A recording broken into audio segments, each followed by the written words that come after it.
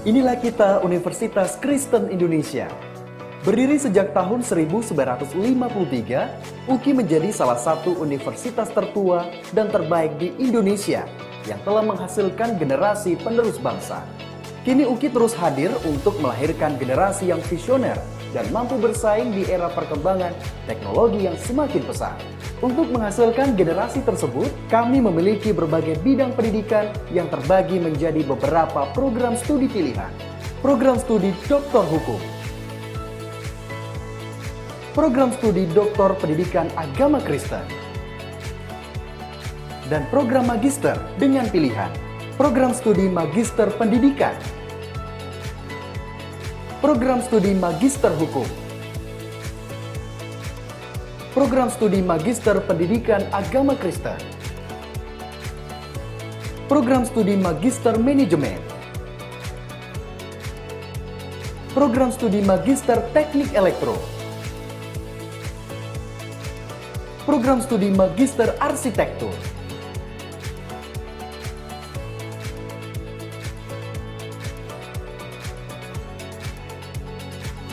sedangkan untuk program sarjana, kami memberikan pilihan-pilihan untuk generasi yang ingin menjadi tenaga pengajar, seperti Fakultas Keguruan dan Ilmu Pendidikan, program studi bimbingan konseling,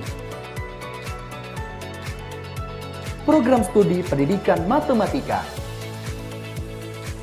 program studi pendidikan biologi, program studi pendidikan agama Kristen, program studi pendidikan fisika, program studi pendidikan kimia, Fakultas Sastra dan Bahasa, program studi sastra Inggris, program studi pendidikan bahasa Inggris, program studi pendidikan bahasa Mandarin,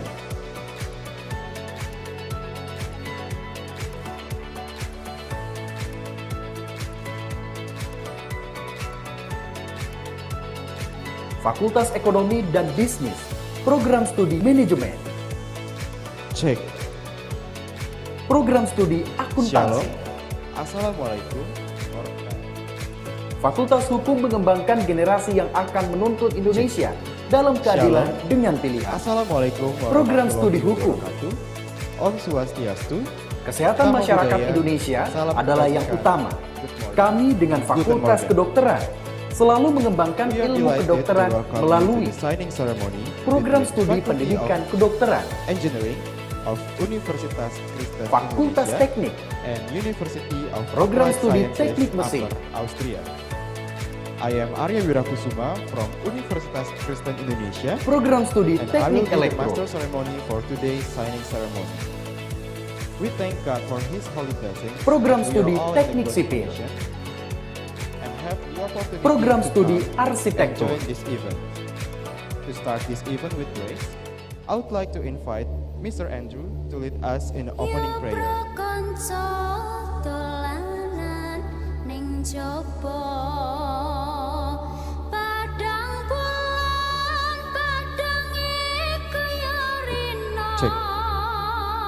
I would like to welcome and acknowledge the presence of our excellencies, distinguished guests from University of Applied Sciences, Upper Austria, the Vice President International of University of Applied Sciences, Upper Austria, Professor Dr. Andreas Zehedner, and host professor of University of Applied Sciences, Upper Austria, Professor Dr. Peter Kremser. I would like also to welcome and acknowledge the presence of our excellencies, distinguished guests from Universitas Kristen Indonesia, Rektor of Universitas Kristen Indonesia, Dr. Daniswara Kaharjono, SH, MH, MBA, Vice Rector for Academic Affairs and Innovation, Dr. Human Panjaitan, Vice Rector for Finance and Marketing, Dr. Sulaiman Jarman, Vice Rector for Student Affairs and Cooperation, Dr. Darto Iyadheda Iketri, Vice Rector for Human Resources and Legal Affairs, Dr. Lisa Gracia Kailola, Director of Postgraduate Programs, Professor Dr. Bernadetta Nadea, Dean of Faculty of Engineering, Mr. Digi Antonius, ST, MSc, Dean of Faculty of Teacher Training and Education, Dr. Kerdit Sindoro, Dean of Faculty of Letters and Languages, Susan A. Hasitohang, SSMA, Dean of Faculty of Economics and Business, Dr. Tut Silvanita, Dean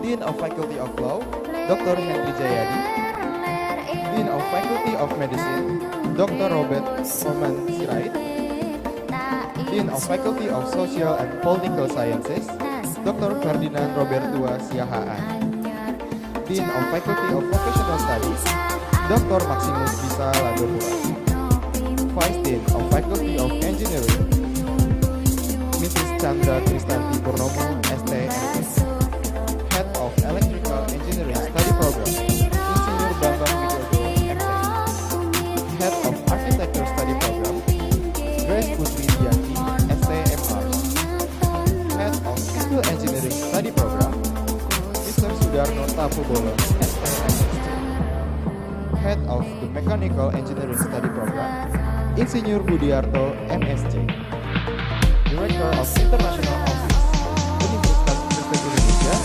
Mrs. Asri Purnamasari, SPD, MED Inteso, and lecturers, staffs, and students of Universitas Kristen Indonesia, and all invited guests. Ladies and gentlemen, now we're going to sing the national anthem of Indonesia, followed by national anthem of Austria, March of Universitas Kristen Indonesia,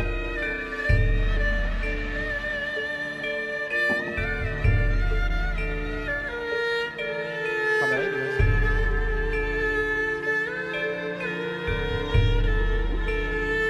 Iya, iya.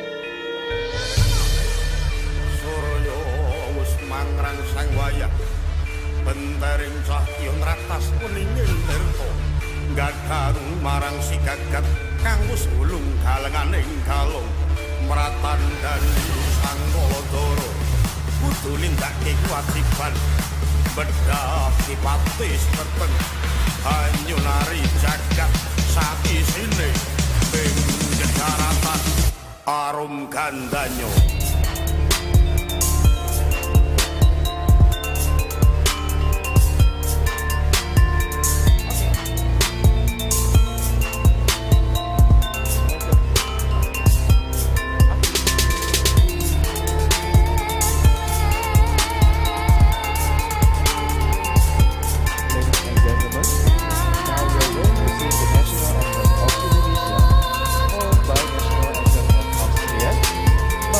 Universitas Kristen Indonesia and March of University of Applied Sciences, Upper Austria.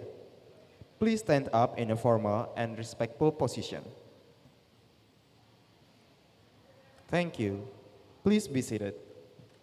Now we will listen to the welcoming remarks from the Vice Rector for Student Affairs and Cooperations of Universitas Kristen Indonesia. For Dr. Erpol Iyad Veda Sitepu, the time is yours. Thank you, Dr. Iyad. Now, I would like to call on the spotlight to Vice President International of University of Applied Sciences, Upper Austria, to deliver the welcoming remarks. For Professor Dr. Andreas Sehetner, the time is yours.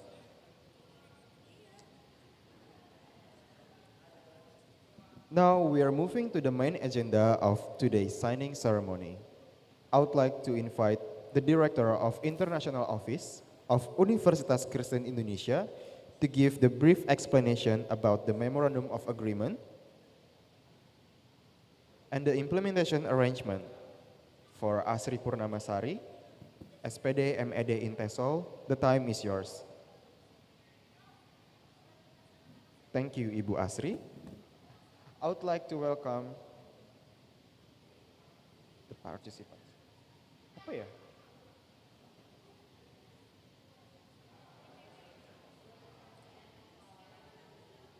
I would like to invite the Dean of Faculty of Engineering,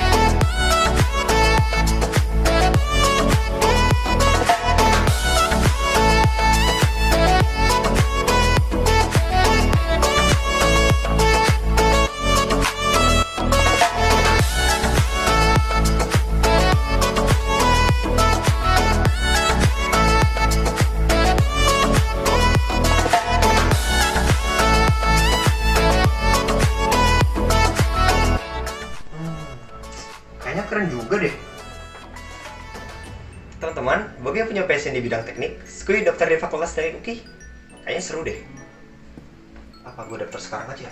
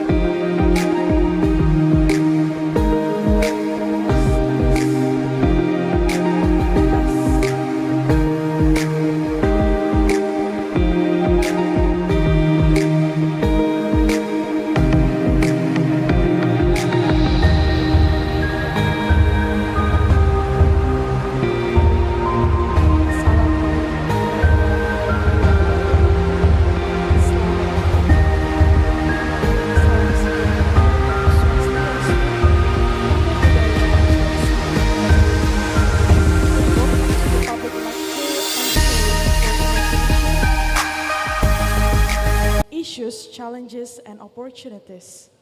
This event is organized by Faculty of Engineering Universitas Kristen Indonesia in collaboration with University of Applied Sciences Upper Austria. With me, Benedicta as Master of Ceremony. We would like to acknowledge the presence of our speakers, Professor Andreas Zahatner, Vice President International, University of Applied Sciences Upper Austria, Professor Dr. Peter Kremser, Host Professor, University of Applied Sciences Upper Austria, Dr. Sally Septania Napitupulu, Lecturer of Architecture Study Program, Faculty of Engineering, Universitas Kristen Indonesia.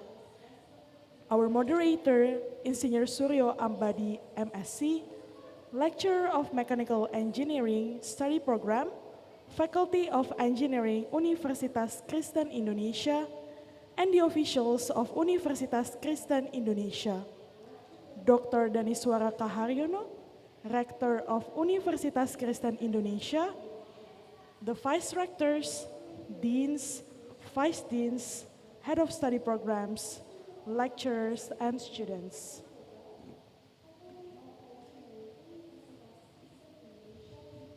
Ladies and gentlemen, let us welcome Dr. Daniswara Kaharyono, Rector of Universitas Kristen Indonesia, to give the opening remarks. To Dr. Daniswara, the time is yours.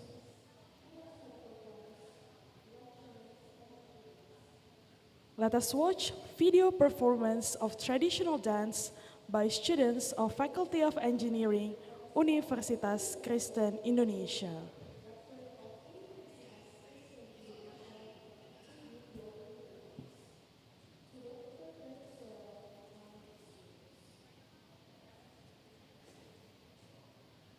Ladies and gentlemen, today's public lecture will be moderated by Insinyur Suryo Abadi, MSc.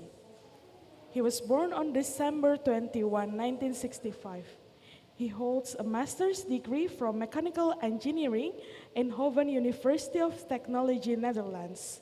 Insinyur Suryo Abadi has been teaching various subjects.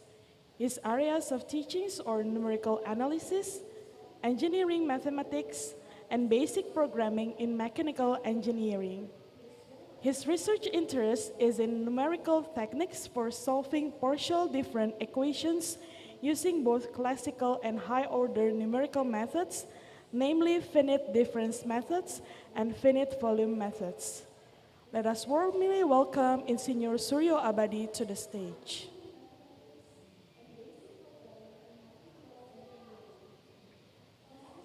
Once again, let us give a big round of applause for the speakers and moderators of today's public lecture. We would like to invite Professor Andreas Zahatner and Professor Peter Kremser to receive official souvenir by Faculty of Engineering, Universitas Kristen Indonesia. To the Dean of Faculty of Engineering, Mr. Diki Antonius, please come forward.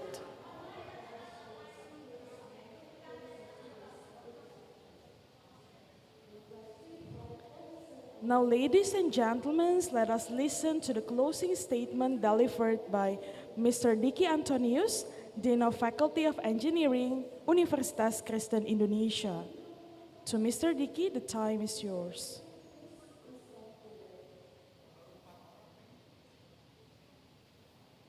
Ladies and gentlemen, before we end our event, let us express our gratitude to God by having closing prayer. It will be led by Mr. Andrew Effendi.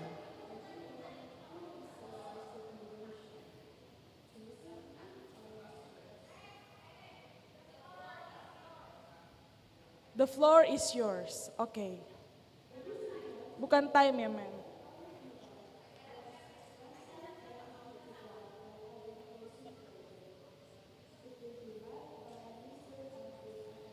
Ladies and gentlemen, we thank you for your participation in joining public lecture, Engineering for Innovation, Issues, Challenges, and Opportunities. See you next time.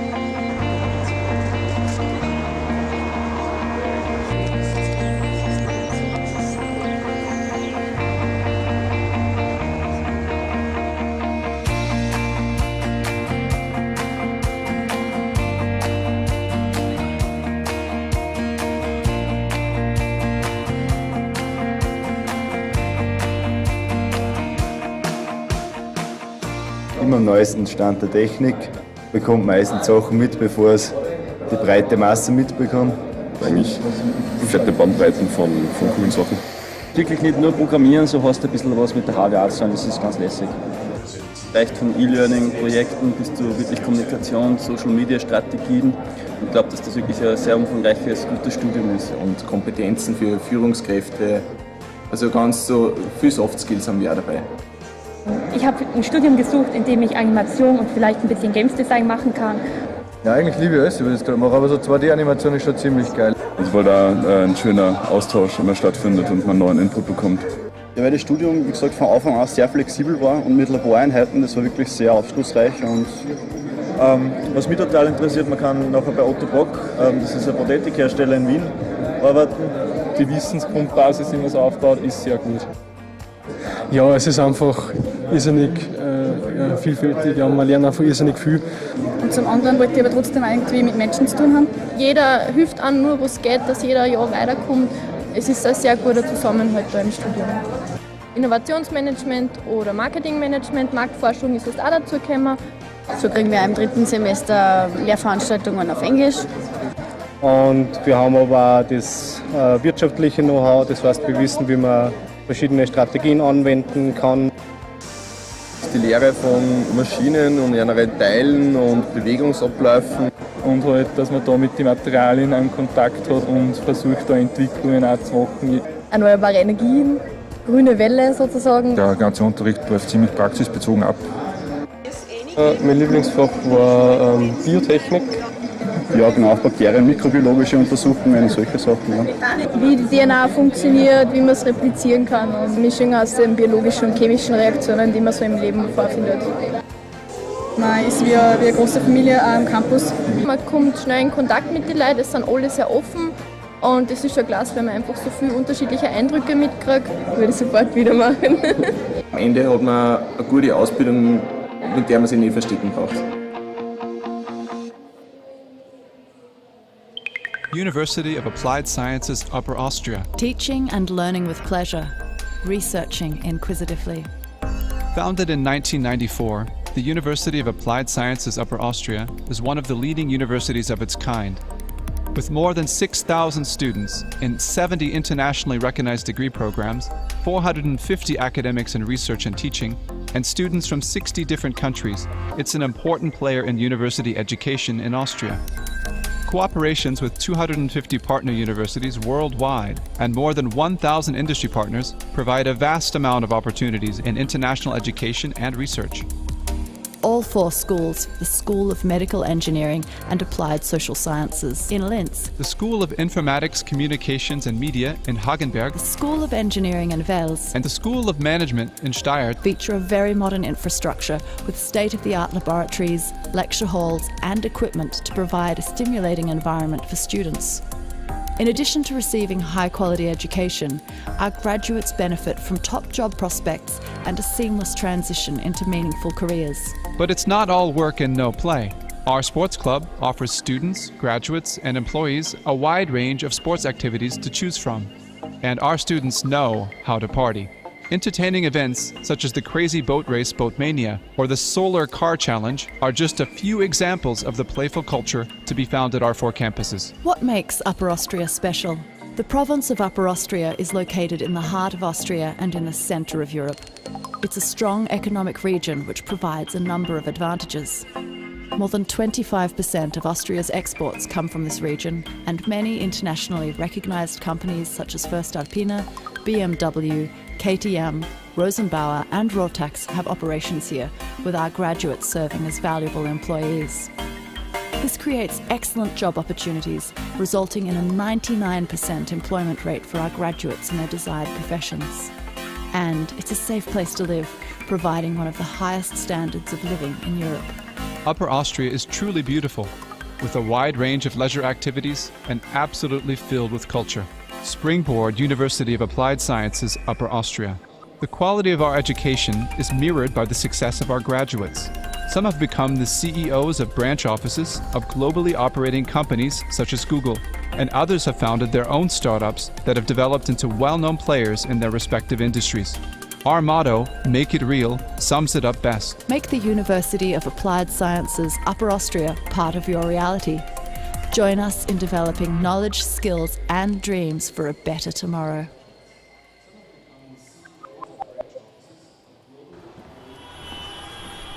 Searching for the breath inside me. Nothing hurts like gasping for air. While I'm diving and coming up with nothing. Eyes locked tight on visions, wishing they were there.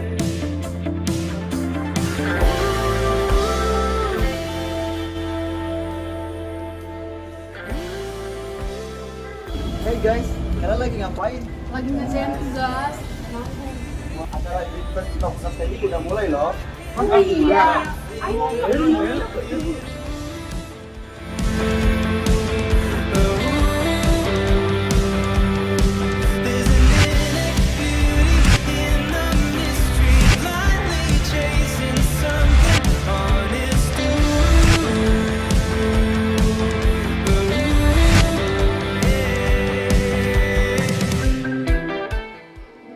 Wah, kayaknya green festival kali ini seru deh.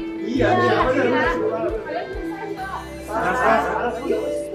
Ayo.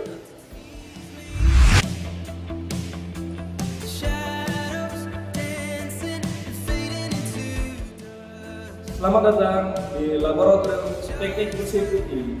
Yuk kita lihat apa aja yang ada di dalam.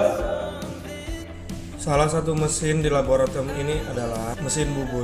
Mesin bubut merupakan mesin yang digunakan untuk memotong atau membentuk benda kerja dengan cara diputar pada pahat bubut.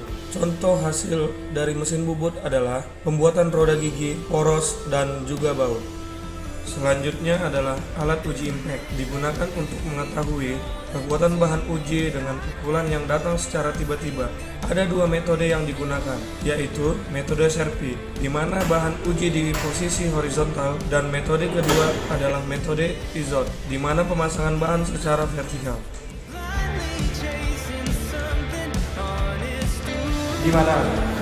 Keren ya? Keren sih, tapi lebih keren lagi jurusan kami loh. Bisa. Yuk. Ayo.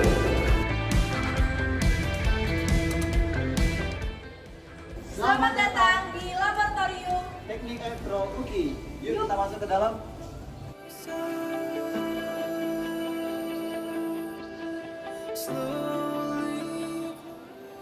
Saat ini kita sedang berada di Laboratorium Konversi Tenaga Listrik dan Teknik Tegangan Tinggi.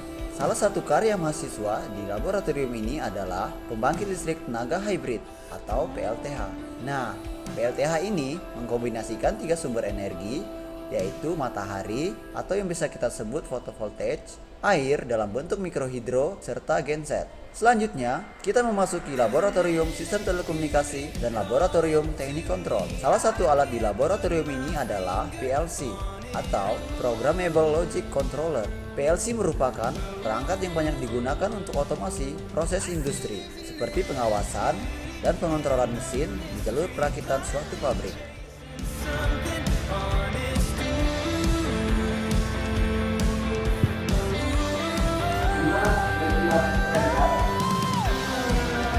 Keren sih, tapi kalian perlu belajar dulu nih. Masa-masa, yuk ikut juga.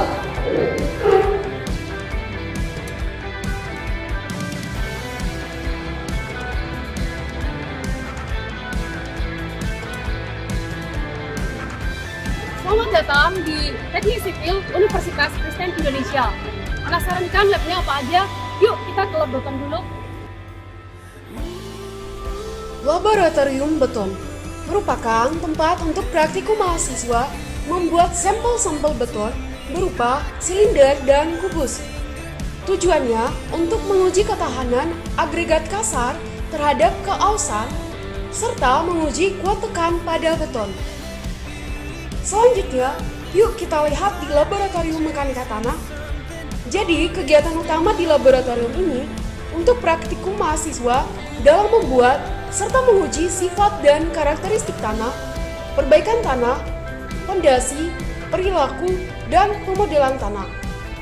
Yang tentunya dilengkapi dengan alat-alat laboratorium sesuai dengan SNI. Gimana? Keren nggak? Keren banget sih. Pasti keren loh, orang kita UKI unggul, fakultas teknik UKI, ya kan. Tapi ada satu lagi, yang kita lupa. Prodi arsitektur, ya kan. Iya. Daripada nggak lama kita langsung ke studio aja yuk. Ayo, studio yuk. Selamat datang di studio C arsitektur UKI. Yuk, langsung aja kita masuk.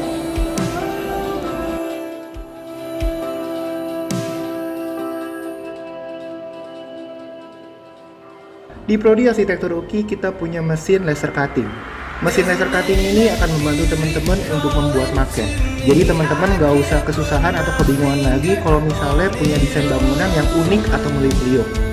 Gak cuman mesin laser cutting aja, kita juga punya meja yang ukurannya besar dan juga bisa diangkat. Ini membantu banget nih buat teman-teman yang akan mensketsa desain bangunan kalian.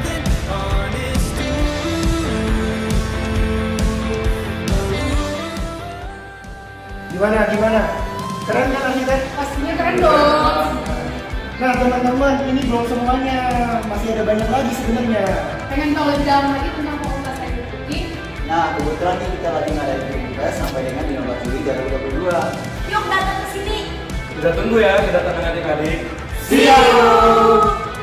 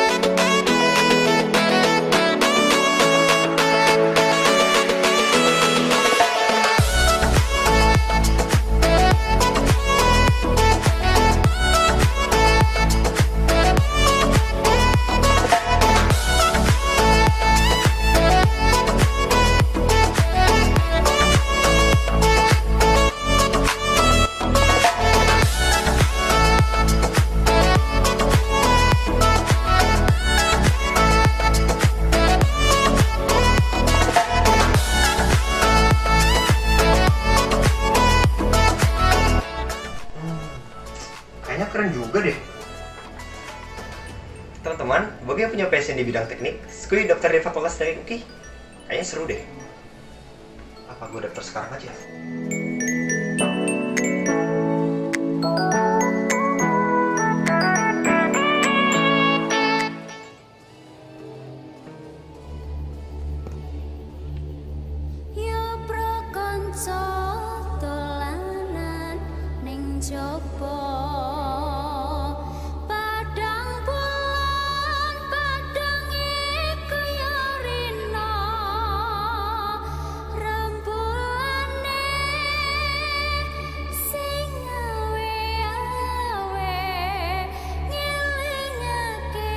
Aja padha turu sore.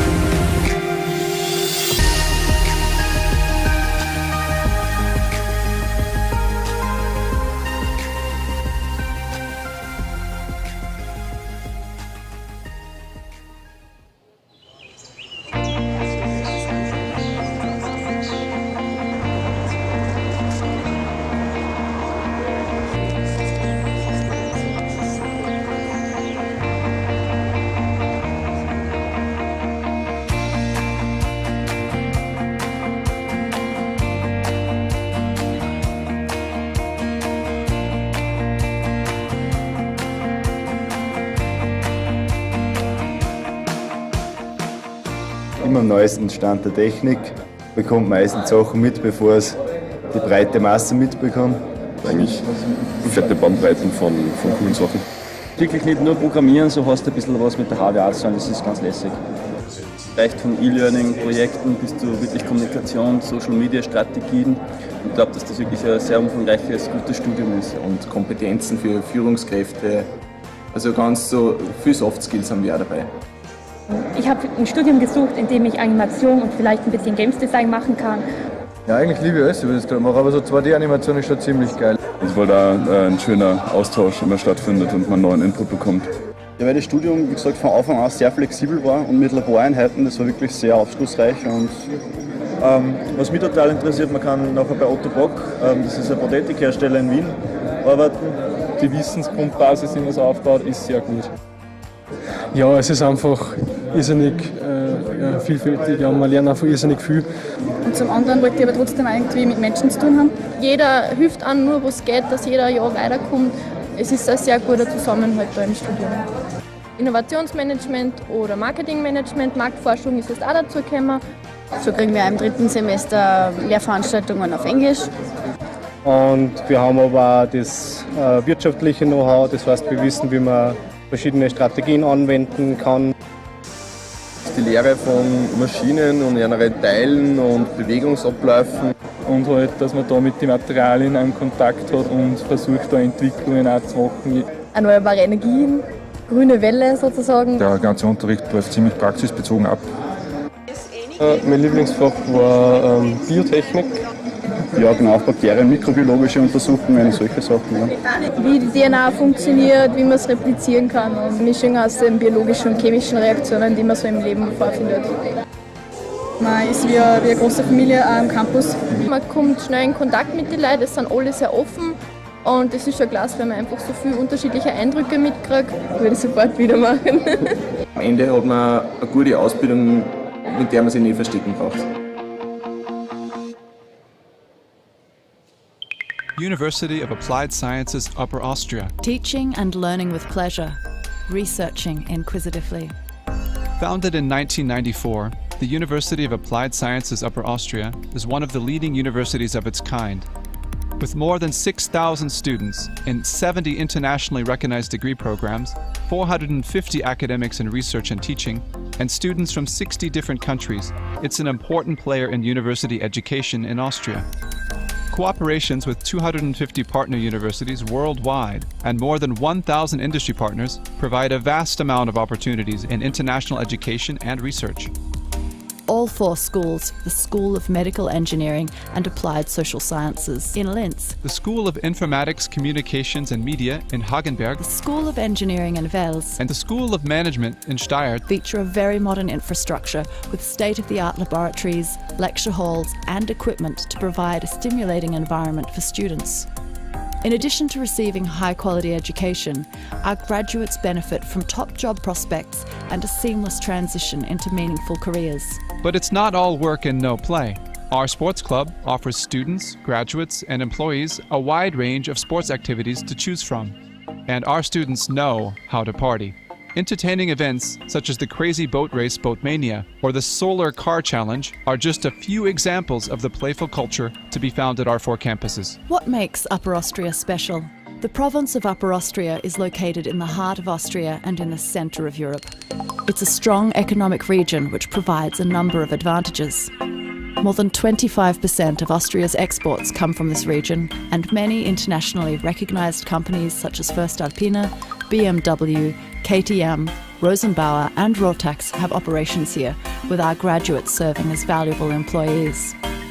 This creates excellent job opportunities, resulting in a 99% employment rate for our graduates in their desired professions.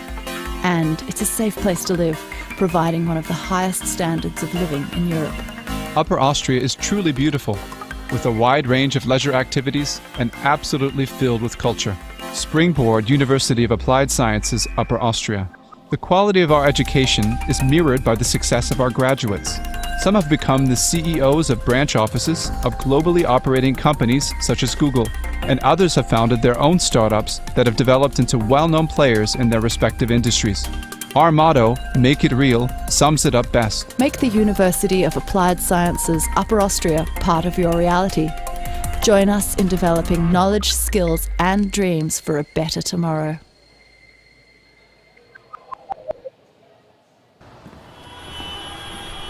Searching for the breath inside me. Nothing hurts like gasping for air. While I'm diving and coming up with nothing. Eyes locked tight on visions, wishing they were there.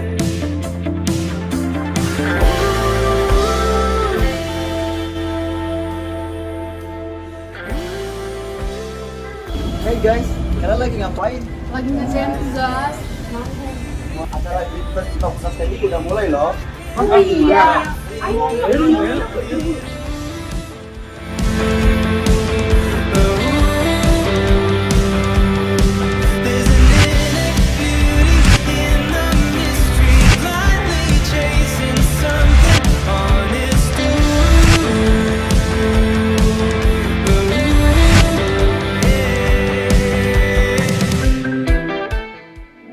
Wah, kayaknya Green Festival kali ini seru deh. Iya, benar. Kalian penasaran nggak? Ayo.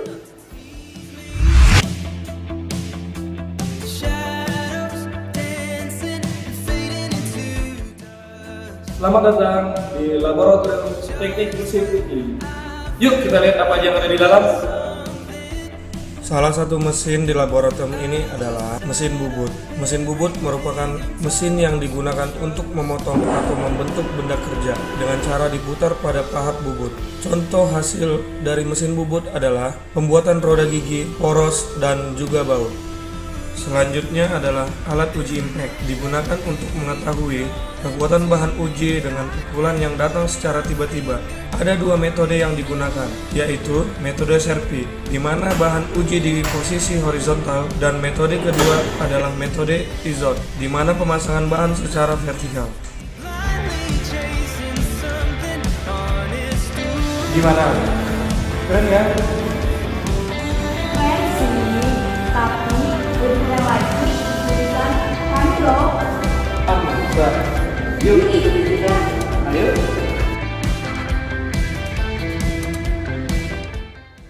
Selamat datang di Laboratorium Teknik Elektro UKI. Yuk kita masuk ke dalam.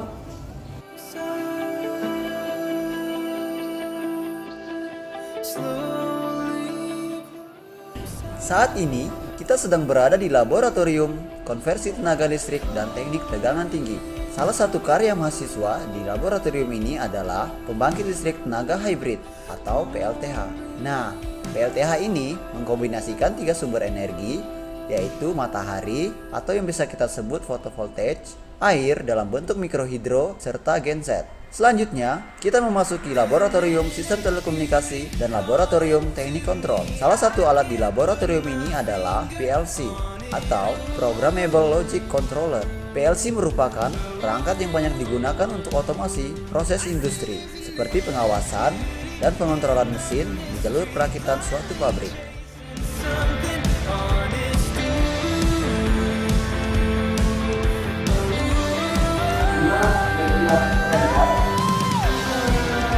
Keren sih, tapi kalian perlu dulu nih. Penasaran? Yuk, ikut juga.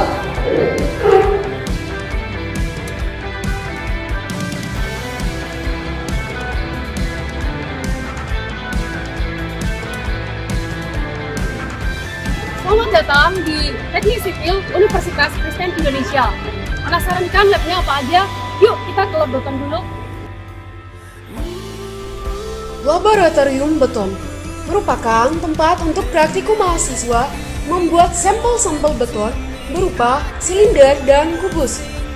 Tujuannya untuk menguji ketahanan agregat kasar terhadap keausan serta menguji kuat tekan pada beton. Selanjutnya, yuk kita lihat di laboratorium mekanika tanah.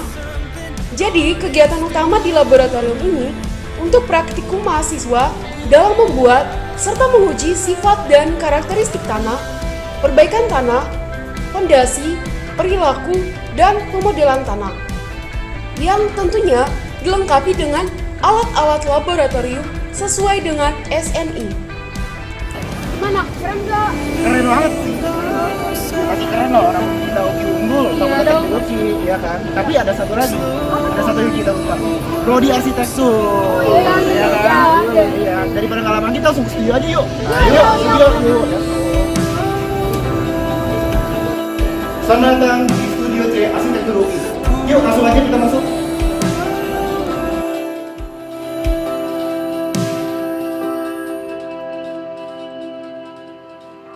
Di Prodi Arsitektur UI kita punya mesin laser cutting. Mesin laser cutting ini akan membantu teman-teman untuk membuat maket.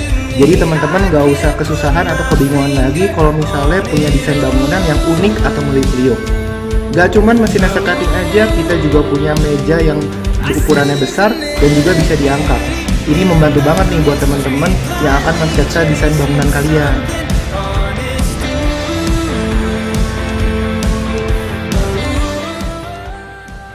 Gimana? Keren kan arsitek? Pastinya keren dong. Nah teman-teman, ini belum semuanya, masih ada banyak lagi sebenarnya. Pengen tahu lebih dalam lagi tentang Fakultas Teknik UI? Nah, kebetulan nih kita lagi ngadain tugas sampai dengan 15 Juli 2022. Yuk datang ke sini.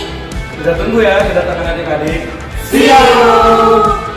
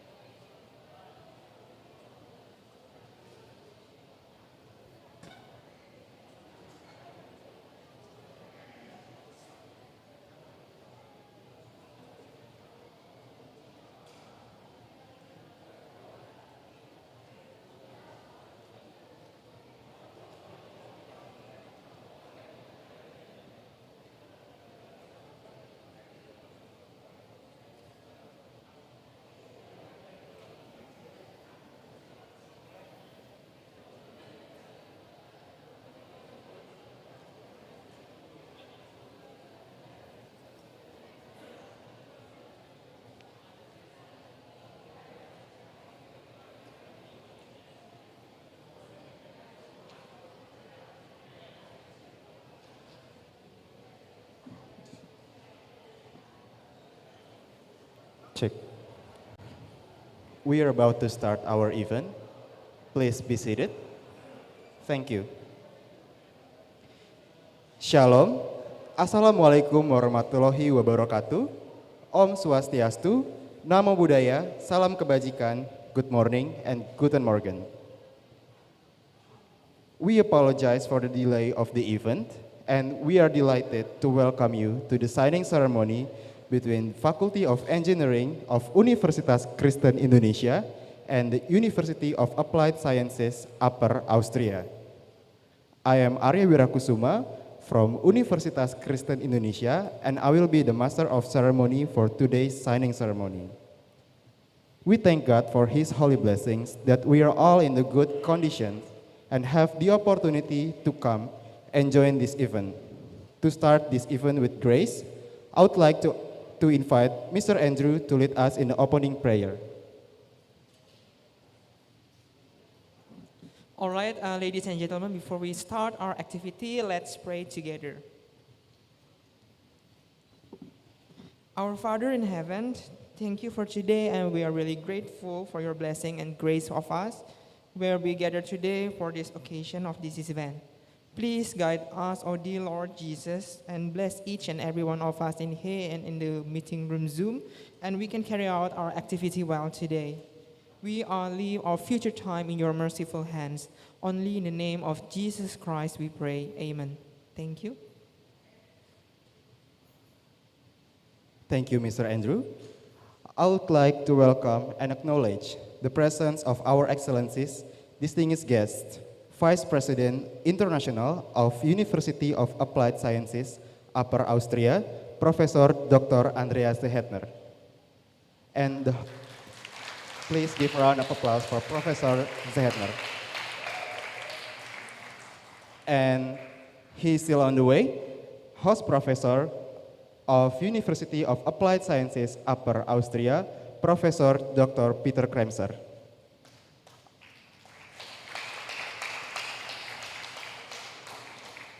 I would like also to welcome and acknowledge the presence of our excellencies, distinguished guests from Universitas Kristen Indonesia, Rector of Universitas Kristen Indonesia, Dr. Daniswara Kaharjono, SH, MH, MBA, Vice Rector for Academic Affairs and Innovation, Dr. Human Panjaitan, Vice Rector for Finance and Marketing, Dr. Juanifa Sidarta, Vice Rector for Student Affairs and Cooperation, Dr. Rerpol Iyet Veda Sitepu, Vice Rector for Human Resources and Legal Affairs, Dr. Lisa Gracia Kailola, Director of Postgraduate Programs, Professor Dr. Bernadetta Nadeap, Dean of Faculty of Engineering, Diki Antonius, ST, MSc, Dean of Faculty of Teacher Training and Education, Dr. Kerdit Simbolon, Dean of Faculty of Letters and Languages, Susan Aha Sitohang, SSMA, Dean of Faculty of Economic and Business, Dr. Ketut Silvanita, Dean of Faculty of Law, Dr. Hendri Jayadi, Dean of Faculty of Medicine, Dr. Robert Hotman Sirait, Dean of Faculty of Social and Political Sciences, Dr. Ferdinand Robertua Siahaan, Dean of Faculty of Vocational Studies, Dr. Maximus Bisa Ladopurap, Vice Dean of Faculty of Engineering, Chandra Kristanti Purnomo, ST.MT, Head of the Electrical Engineering Study Program, Insinyur Bambang Widodo, Head of the Architecture Study Program, Grace Putri Dianti, STMRs, Head of the Civil Engineering Study Program, Sudarno Tampu Bolon, STMSC, Head of Mechanical Engineering Study Program, Insinyur Budiarto, MSc, Director of International Office, Asri Purnamasari, SPD, MED, Intesol, lecturers, staffs, and students of Universitas Kristen Indonesia, and all invited guests. Ladies and gentlemen, now we are going to sing the National Anthem of Indonesia, followed by National Anthem of Austria, March of Universitas Kristen Indonesia, and March of University of Applied Science, Upper Austria. Please stand up in a formal and respectful position.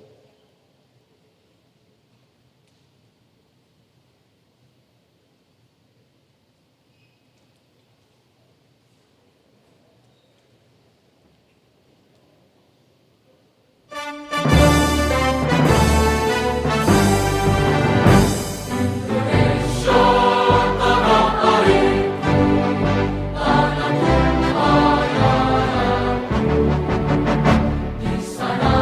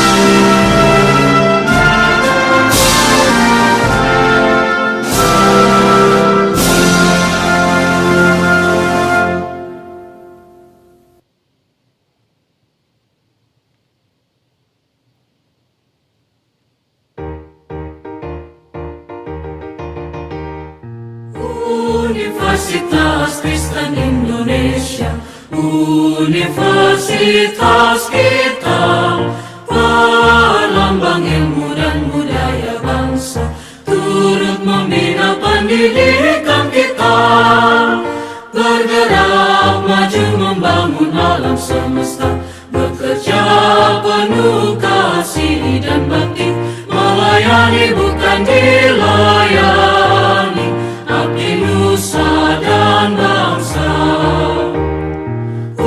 Universitas Kristen Indonesia, universitas kita, pelambang ilmu dan budaya bangsa, turut membina pendidikan kita, dan kami mahasiswa-mahasiswinya bersama mengejar ilmu dan cita-cita, mengabdi membina nusa negeri kita yang jaya.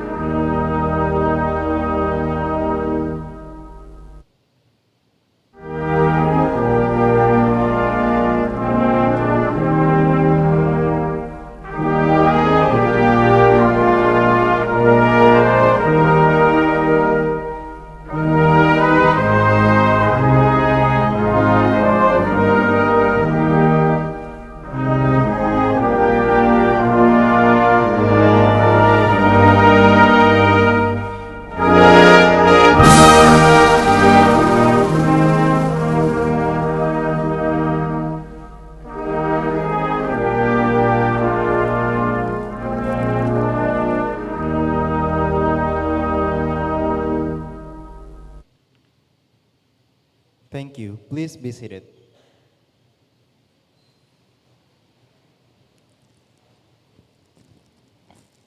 Now we will listen to the welcoming remarks from the Vice Rector for Student Affairs and Cooperation of Universitas Kristen Indonesia. For Dr. Arpol Iyet Veda Sitepu, the floor is yours.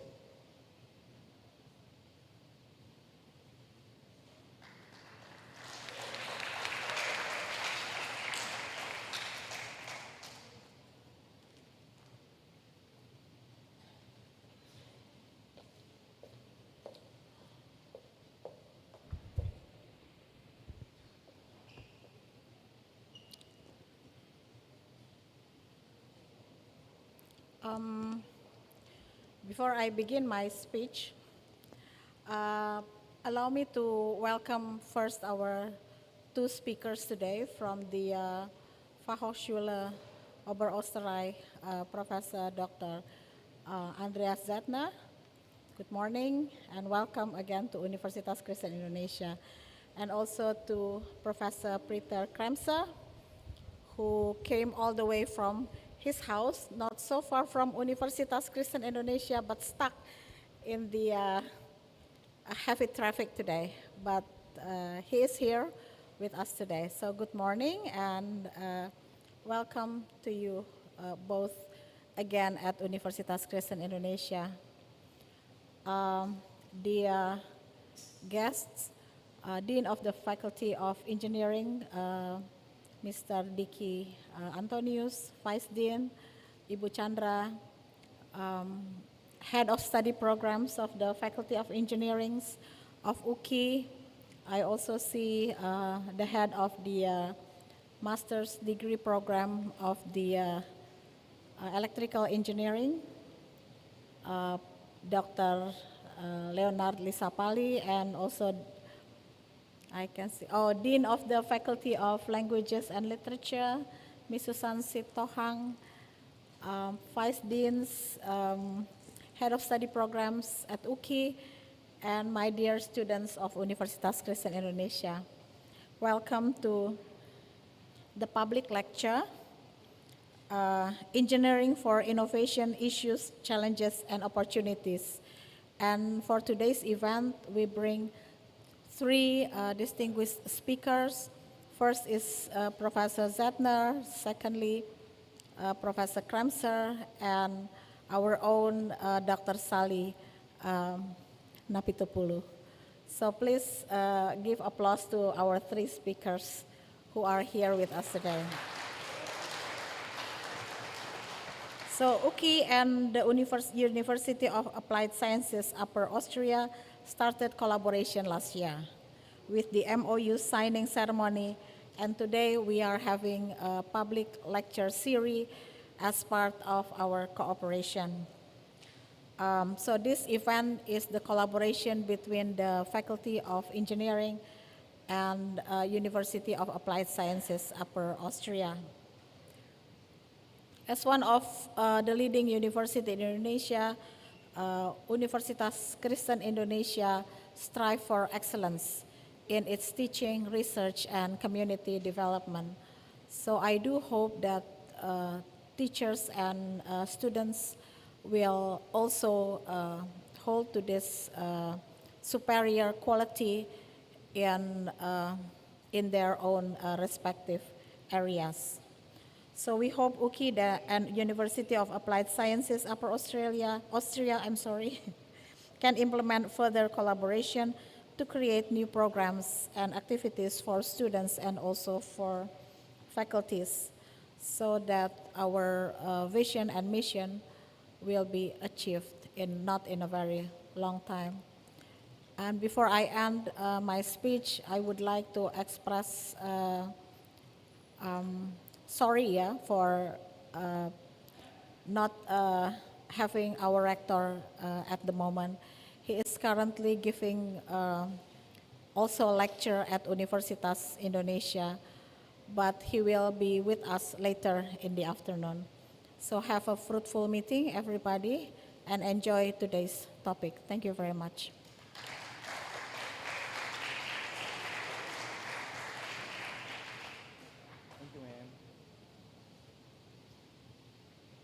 Thank you, Dr. Iet. Now, I would like to call on the spotlight to the Vice President International of University of Applied Sciences, Upper Austria, to deliver the welcoming remarks.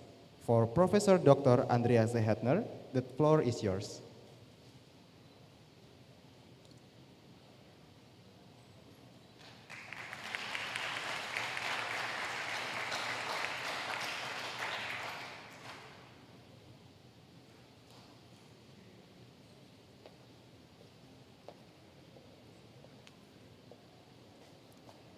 Good morning, everyone.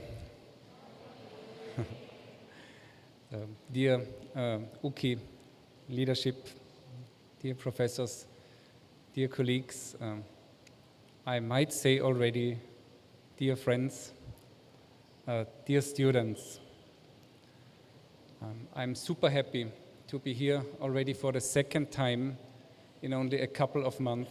I was here for the first time exactly in this room in October last year, and since then so many things have happened. Today we will speak about engineering and how engineering and innovation is connected. And one of the central elements of working engineering innovation is relationships. because relationships, if done well, facilitate our work enormously. They enrich us with thoughts, they give us different perspectives, and they help us to understand the needs and the demands of the respective other. I understand my culture. I do not understand yet the Indonesian culture, but you understand. We have the same issues that we are dealing with, but we look at these from different angles and perspectives. Good engineering and good innovation happens if those different perspectives are considered. And I believe this is one of the main pillars of a society. We call it also science diplomacy, that aside from all the issues that we are having currently in the world and on this planet, the scientific institutions, the university, collaborate. They work together, they make friends, and they drive progress, and they help to develop our society. This, I believe, is the most important thing that we need currently. This is why I'm so happy that in an amazing speed, congratulations, Uki, we managed to get one step after the other further in our collaboration. I just heard that the first students, the first faculty members will be sent to Austria very soon. We will welcome them. I'm super happy to be here again. I love the speed, the friendliness and the humanness in which this collaboration started and is ongoing. Thank you very much to everybody. I'm super happy to be here. Thank you.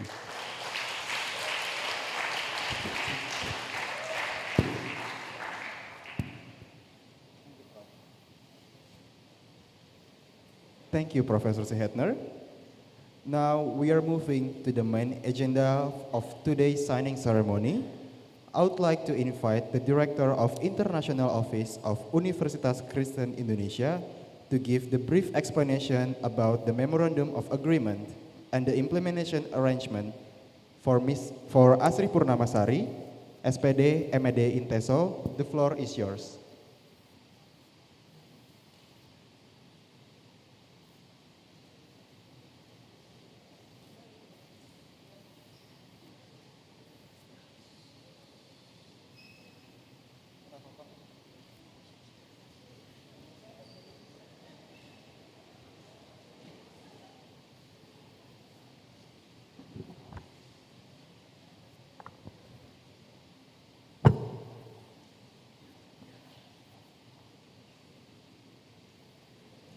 Thank you very much, Mr. Arya. Good morning, ladies and gentlemen. I would like to read the cooperation today. UKIS proudly present the cooperation between Upper University Austria with Faculty of Engineering. So for Memorandum of Agreement between Faculty of Engineering of Universitas Kristen Indonesia and University of Applied Sciences, Upper Austria. Signed by the Dean, Diki Antonius, ST MSc, the Dean of Faculty of Engineering, acting for and on behalf of the Faculty of Engineering of Universitas Kristen Indonesia, hereafter referred to the first party, and the second, Prof. Andreas Zehetner, position Vice President International University of Applied Sciences, Upper Austria, acting for and on behalf of University of Applied Sciences, Upper Austria, hereinafter referred to the second party. Both universities hereby agree to sign this Memorandum of Agreement and agree to cooperate with the principle of partnership and mutual benefit in the implementation of educational activities, research and community services, as well as science publications. Other matters concerning the implementation of this Memorandum of Agreement will be related to the separate cooperation agreement document in accordance with the agreement of both parties. With this, both parties have mutually agreed to enter into cooperation agreement in the activities of Tridharma of higher education, including education, research, and community services. The purpose of the cooperation agreement is to conduct three dharma of higher education and to principle mutual assistance and benefit for both parties. The scope of this cooperation agreements includes activities preparing human resources for the implementation of education, research, and community services that is professional and responsible. Second, holding expert lectures. Third, conducting research and development in institutions, conducting community services, conducting scientific publication in the form of international seminars and conferences, proceedings, and journals, holding international seminars, conferences, colloquiums, and other professional forums, holding student activities program. Any cost incurred in connection with the implementation of this cooperation agreement will be pursued by both parties or other parties or non-binding sponsor. This cooperation agreement is valid for 5 years, starting from the signing of this memorandum of agreement, and can be extended as needed based on the evaluation in accordance with the agreement of the parties. These parties agrees if there are things that are not sufficient, not regulated in this agreement, they will govern as the additional agreement, signed by the both parties. Thank you very much.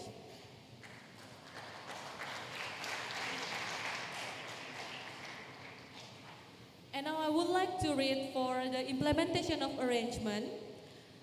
According to the Memorandum of Understanding between Universitas Kristen Indonesia and University of Applied Sciences Upper Austria, dated October 20, 2022, and the Memorandum of Agreement, Upper University Austria and Universitas Kristen Indonesia hereby declared that we carry out activity public lectures in collaboration with Faculty of Engineering, Universitas Kristen Indonesia, with the theme Engineering for Innovation, Issues, Challenges, and Opportunities. So now I would like to welcome the parties to sign both Memorandum of Agreement and also implementation arrangement from Faculty of Engineering. So I will let Mr. Arya to lead us in the Memorandum of Understanding signing ceremony. Thank you.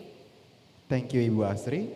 I would like to invite the Dean of Faculty of Engineering, Mr. Diki Antonius, ST.MT, Vice Dean of Faculty of Engineering, Chandra Kristanti Purnomo, ST.MT, Head of the Electrical Engineering Study Program, Insinyur Bambang Widodo, Head of Architecture Study Program, Grace Putri Dianti, ST.MRs, Head of the Civil Engineering Study Program, and the Head of the Mechanical Engineering Study Program, Insinyur Budiarto, MSc. And also, Vice President International of University of Applied Sciences, Upper Austria, Professor Dr. Andreas Sehetner, and the host Professor of University of Applied Sciences, Upper Austria, Professor Dr. Peter Kremser. Please come forward to sign the MOA and IA documents.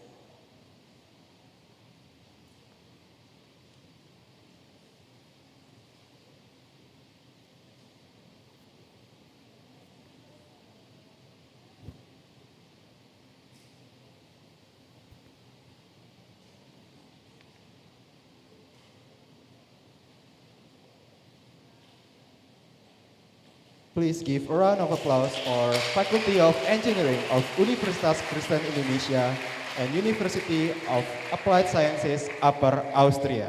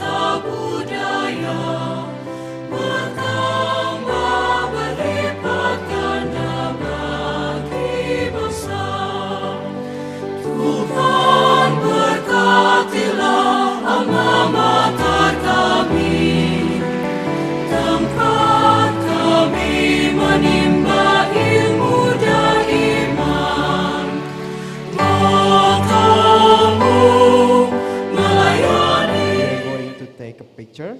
Please, to all distinguished guests, please give your best smile to the camera.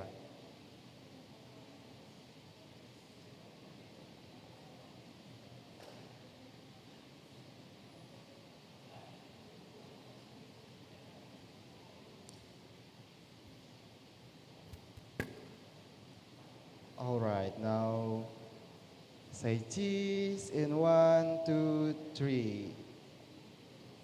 All right, great. All right, please hold still in your position. Now I would like to invite the Vice Rector and all leaders of Universitas Kristen Indonesia to come forward to take a picture together.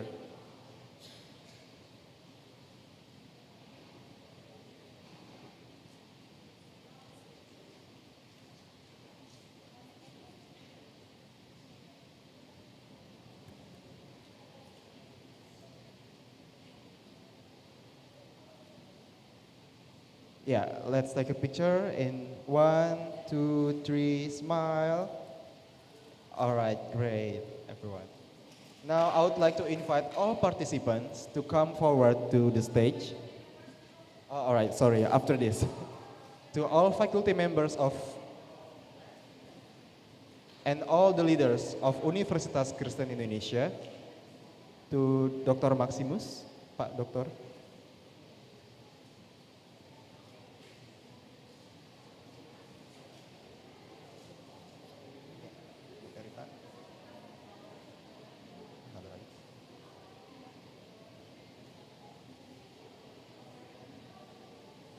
All right, I think in the right side is still empty.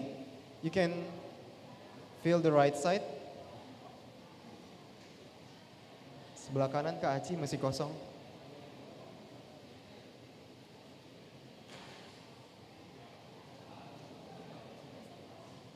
All right, let's take a picture in, give your best smile in 1, oh not yet, in 1, 2, 3.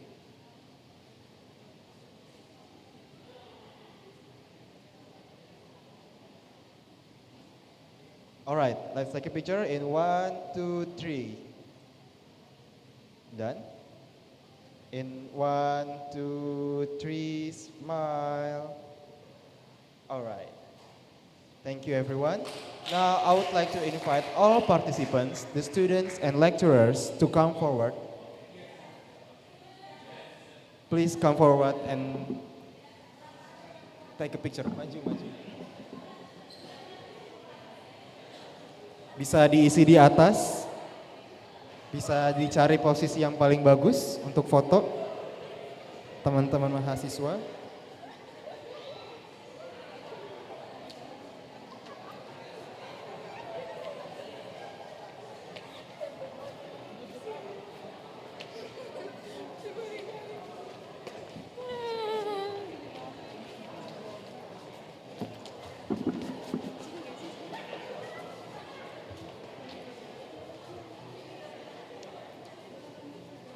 And also the participants from Zoom, you can open your camera and smile and we will take a picture from the screenshot.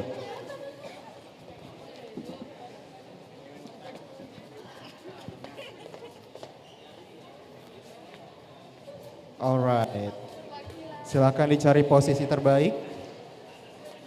Pastikan mukanya masuk kamera karena akan masuk kalender UKI.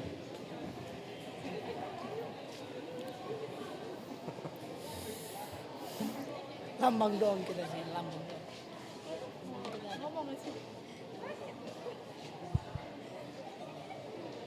Yuk, ke depan aja yuk foto-foto.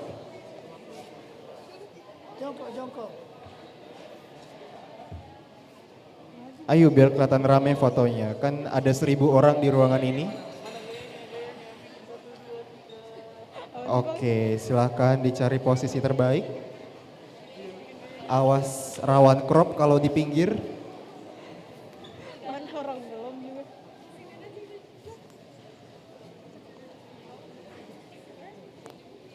Alright.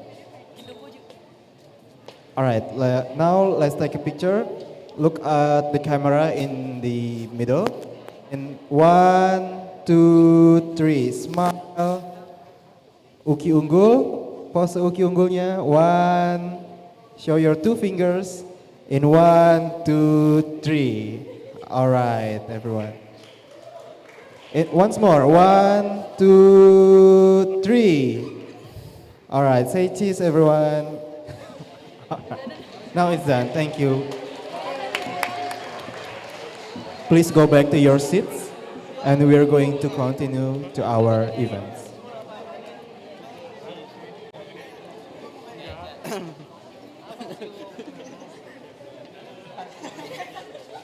Makasih ya untuk waktunya. Iya ya, Osman. Thank you. Terima kasih.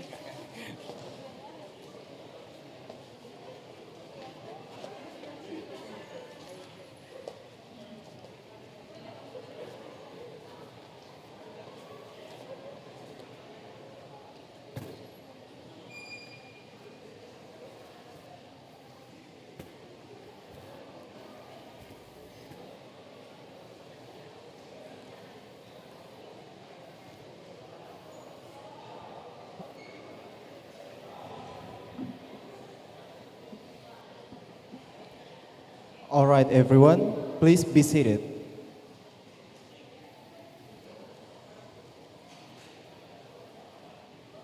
Finally, we have reached the end of the signing ceremony between Faculty of Engineering of Universitas Kristen Indonesia and University of Applied Sciences, Upper Austria.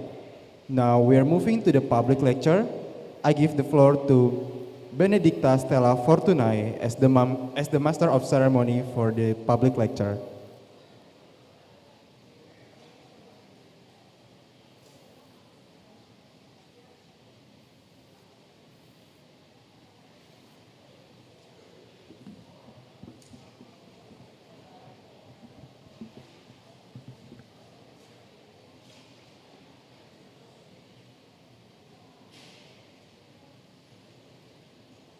Assalamualaikum warahmatullahi wabarakatuh. Selamat pagi, good morning, salam sejahtera, Om Swastiastu, Namo Buddhaya, dan salam kebajikan. Welcome to public lecture Engineering for Innovation, Issues, Challenges, and Opportunities.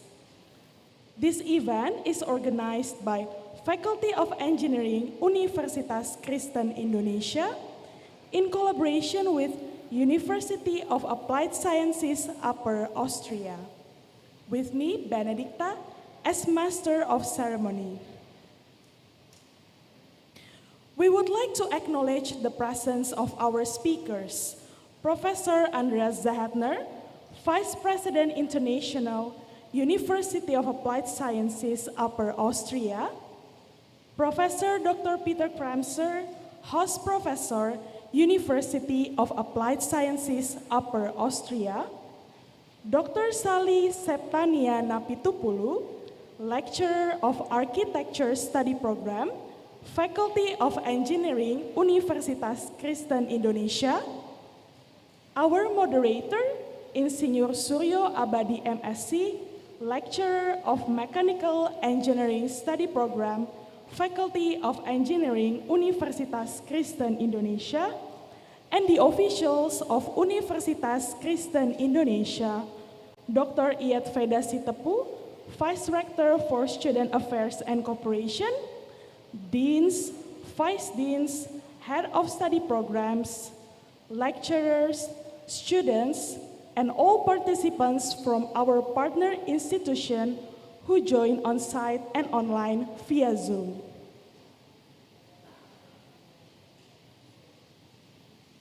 Ladies and gentlemen, let us watch video performance of traditional dance by students of Faculty of Engineering, Universitas Kristen Indonesia.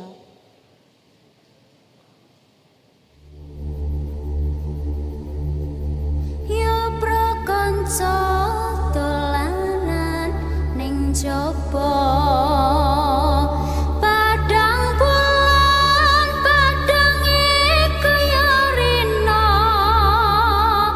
rembulane sing awe-awe Ojo podo turu sore.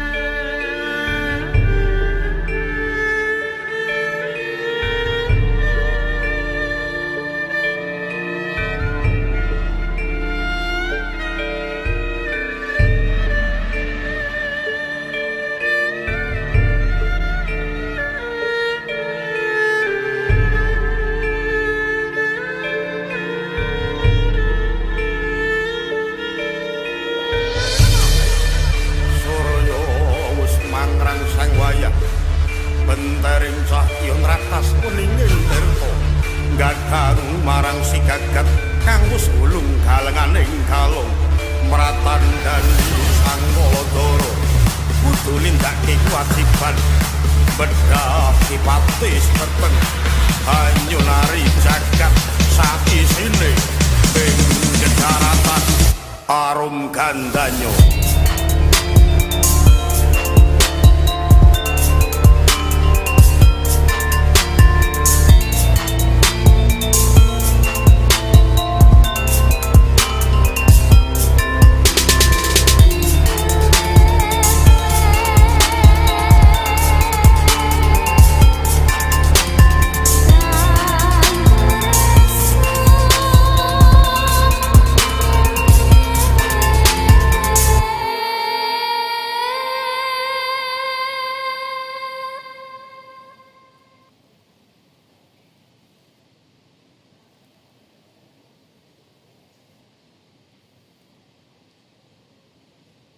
All right, thank you very much.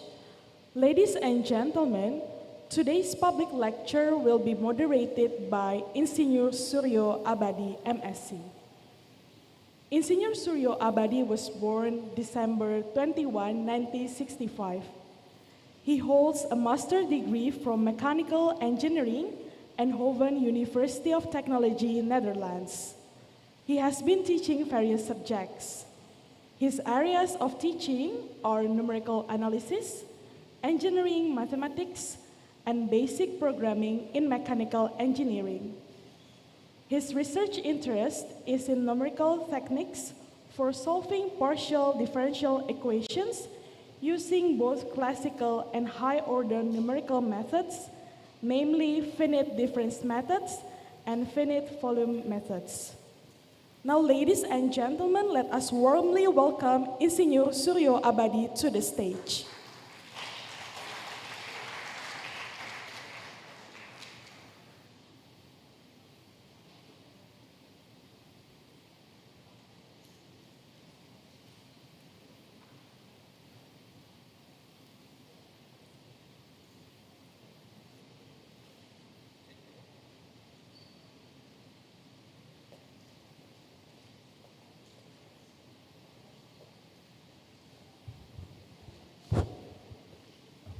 Good morning, ladies and gentlemen, student and member of faculty lecture. And today we have 3 speakers, and in this event, I would like to introduce for short bio from the first speaker, Professor Andreas Seehettner. Okay, Andreas Seehettner was born on March 7, 1968. He holds the position of Vice President International and a professor on marketing at University of Applied Science, Upper Austria. He holds master's degree from the Johannes Kepler University of Linz and doctoral degree from Karl Francis University of Grha. Professor Seehettner has been teaching at various universities.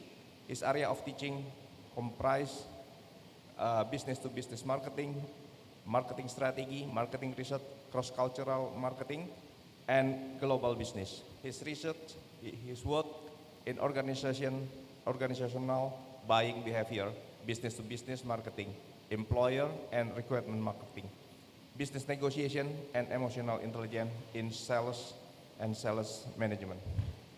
Okay, Professor Seehettner, time is yours, and for 25 minutes, and we will be, the Q&A will be held after 3 speakers give presentation. Okay, time is yours.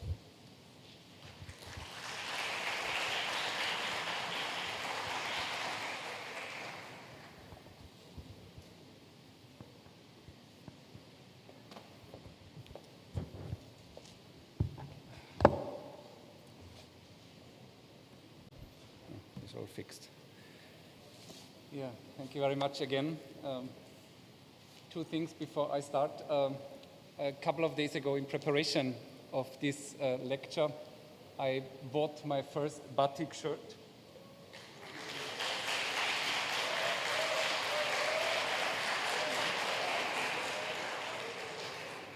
And I'm very happy with it because I did not know how good it feels to wear this. Thank you for showing me. Second announcement, I brought my mascot. You know Angela, yeah?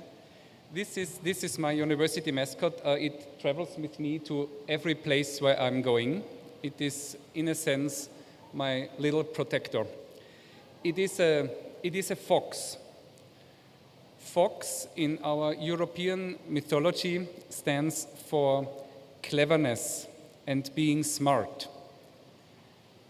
I define cleverness and being smart as the application of wisdom, so applied wisdom. We are representing a University of Applied Sciences, and this is why I think this fits quite well. I hope you apologize that he is joining me here today. Can we start with the slide deck? Very good. Yeah, so my speech, 25 minutes, recognized it quite well, Fatu, thank you. Actually has not more than 3 words. The 3 R of science: relevance, rigor, and relationships. But being a professor, please apologize that I cannot stop after saying 3 words. I need more. Next one, please. To get a better understanding of how we understand engineering and innovation, I give you a very brief introduction in what we are doing. You see here our 4 schools.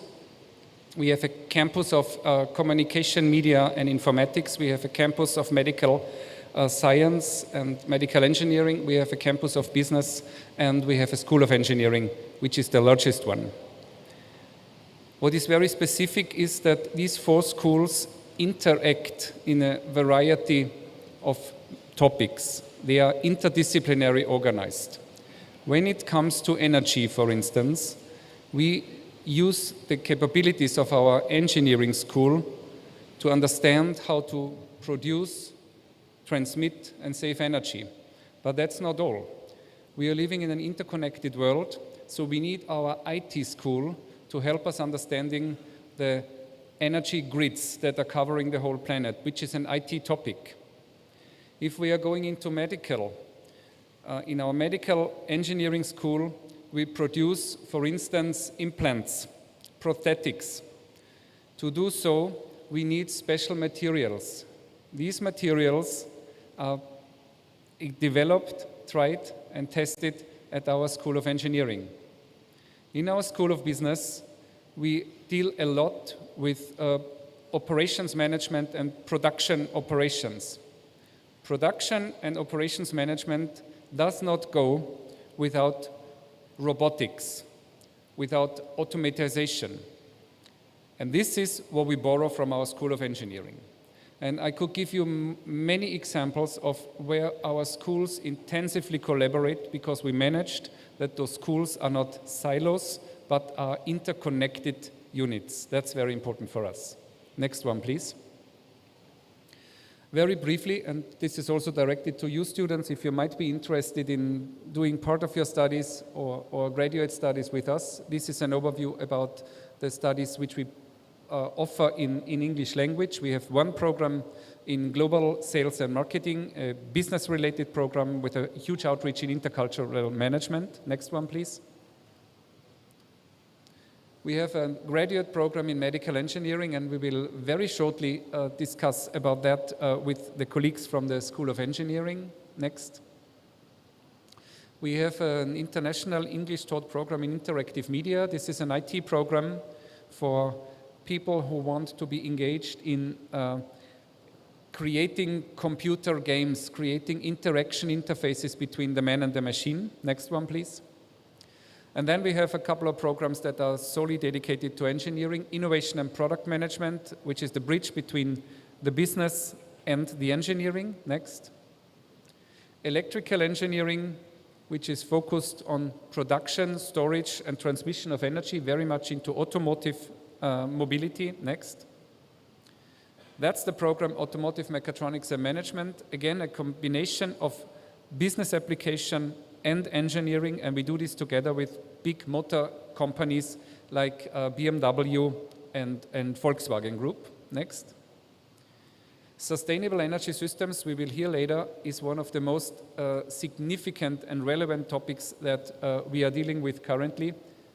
In Europe, we have an energy war, as you might know, not only a political but an energy war, and this program tries to understand how can we substitute energies, fossil energies, by other sources of energy. Next one. And the last one is a combination, we call it green science, where we combine food sciences, biotechnology, environmental sciences, and agriculture, and that is dedicated to help future graduates to support feeding the world with nutritious and healthy food. That's an undergraduate program. Next one, please. Whenever you are interested, and I need to underline that it is super important for us to be here in Indonesia because we strongly believe in the power of this country. If you are interested in any of these programs, Peter Gremser is our man here. You can scan the QR code now or later. He is the one who helps you with any question. Next one, please. The 3 R of science, rigor, relevance, and relationships, are driving our engineering school in hopefully making the right decisions. Let's start with relevance. Next one, please. I'm asking you now, students, what are relevant topics in engineering? What are relevant topics in engineering? How would you answer this question? Where are the engineering students? Hands up. Engineering students. Here. What are relevant topics? What are relevant topics? Huh? Physics. It helps. That's a facilitator. That's not a topic. Sorry. What are the burning topics? Next one, please. The burning topics that we are having are those which help the individual and or help the society. This is where we have to go in engineering. Helping the individual or helping the society. Next slide, please. This is just, and I need to spy now a little bit in my slides because that's really small and you cannot see it. This is a 2022 paper about the most relevant topics in environmental engineering. And those are materials, pollution, toxicity removal, biomass, bioenergy, water, wastewater treatment, and sustainability. All those topics directly refer to creating a better world for the individual and or the society. This, dear students, you should go for when you are aiming for your thesis, for your research. Next one, please. At our university, we have 6 main research topics, and they are all aligned to this relevance thought. What does it help the individual? What does it help the society? Logistics, and that means not only moving goods from one place to another. That has been solved more or less. We have issues now. You see how fragile these systems are. Broken supply chains. But also logistics refers to the mobility of thoughts, to the mobility of money, to the mobility of food from a place where it is in surplus to a place where it is in need. These are things that we have to deal with. Energy, that's evident. We are running out of certain sources of energy, and we see in Europe how fast that can go. We need to work on that. Medical engineering. People are growing older. We have illnesses which we were not prepared for, and one of those you still know, those of you who are wearing the masks. Yeah? So we need to work in preparing better products for those people that are in need for it for their physical or also mental health. Food technology and nutrition, I said already, millions of people are dying from hunger, whilst in other places in the world we throw away food. Give me 1 minute to share a story with you. I was staying in the Jakarta DoubleTree Hilton Hotel for the last 2 nights, and today I decided to move to another hotel. The trigger was one statement from the receptionist when I arrived on Sunday evening.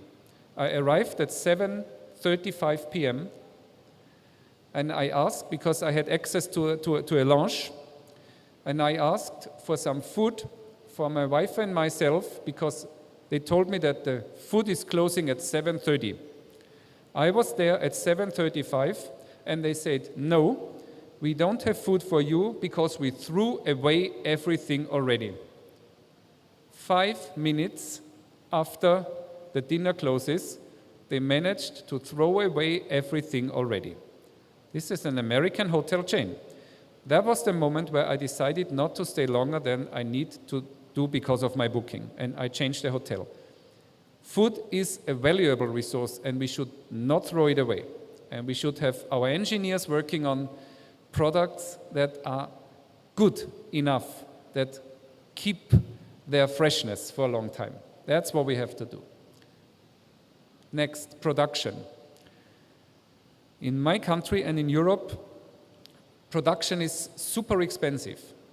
The easiest way for us was to outsource production to countries where labor is cheap. But that's not the solution. That's not the solution, because it simply shifts the problem from one place to another.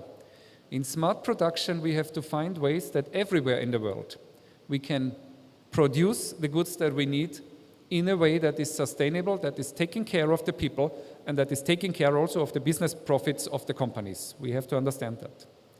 And lastly, mobility, and I think I do not have to say anything, you are all living in Jakarta, is an issue. I guess you agree. We have to find ways to create a better, not only automotive, a better mobility for the many people that we have on our planet. Next one, please. Scientific rigor, super important. It is defined as the strict application of methods to ensure unbiased and controlled experimental design methodology, analysis, interpretation, and reporting of results. This is what we teach all our researchers in the very beginning. Next slide, please. And scientific rigor at our university has a couple of facets. The first is, of course, a university needs to have top-notch research equipment. Those that are interested, on our website, you find a list of the labs that we are having, and we are always fighting with the government to get better, more advanced equipment, because without equipment, an engineer cannot work properly. But also, we have to talk about integrity and ethics. We have to properly prepare and understand our research data. We have to sanction misconduct, which we are doing. That's academic rigor. And we have to enhance the public involvement. We have to enhance and get the people aboard that we need for our research. We facilitate open science. We disseminate our results and our findings publicly without being too closed and secluded in what we did is ours. No, what we did is the property of all of us. Next one, please. One example for that is an upcoming conference for those that are interested in more business and culturally related studies. This is a conference in May this year in my School of Business, where we disseminate for free to the public our research results. That's super important. We are not working for us, we are working for the society. Next. Can I see the next slide, please? One back, please. Yes. The third R is the R of relationship. We cannot exist without deep cooperation with the industry. You do this excellently, and we are also trying to do that. Without industry giving us the information, what has to be researched, supporting us in how can we do it, and using our results, apply them, we have no reasons of existence. Next slide, please. One example for that, please click on, click on. Go ahead, sorry, next one. More important, thank you. Next. Thank you. Business relationships, but also extend to feeding industry with our graduates. What you see here is a recent question from one of our companies that asked us to find innovation managers, senior R&D engineers, junior R&D engineers to build up an innovation hub for Southeast Asia. They are planning to do this in Malaysia. And they asked us, do you have talented students that might help us to do this job? So we are disseminating results, but also we are disseminating our talented students to those companies. This is a company who is working also, by the way, in Indonesia, a formwork company. Next one, please. We engage in political and research networks. Some of those research networks you know. The Horizon Europe is a very popular funding program for engineering projects. There are local, there are national, and there are international organizations. Without being intensively connected with them and day by day standing on their doors, you will not get the funding that is required. We have a huge department that is only going after taking care of those networks that we need to finance our activities. Next one, please. Reducing barriers to stakeholders. Now I need to read again because it's so small, sorry. I'm getting old.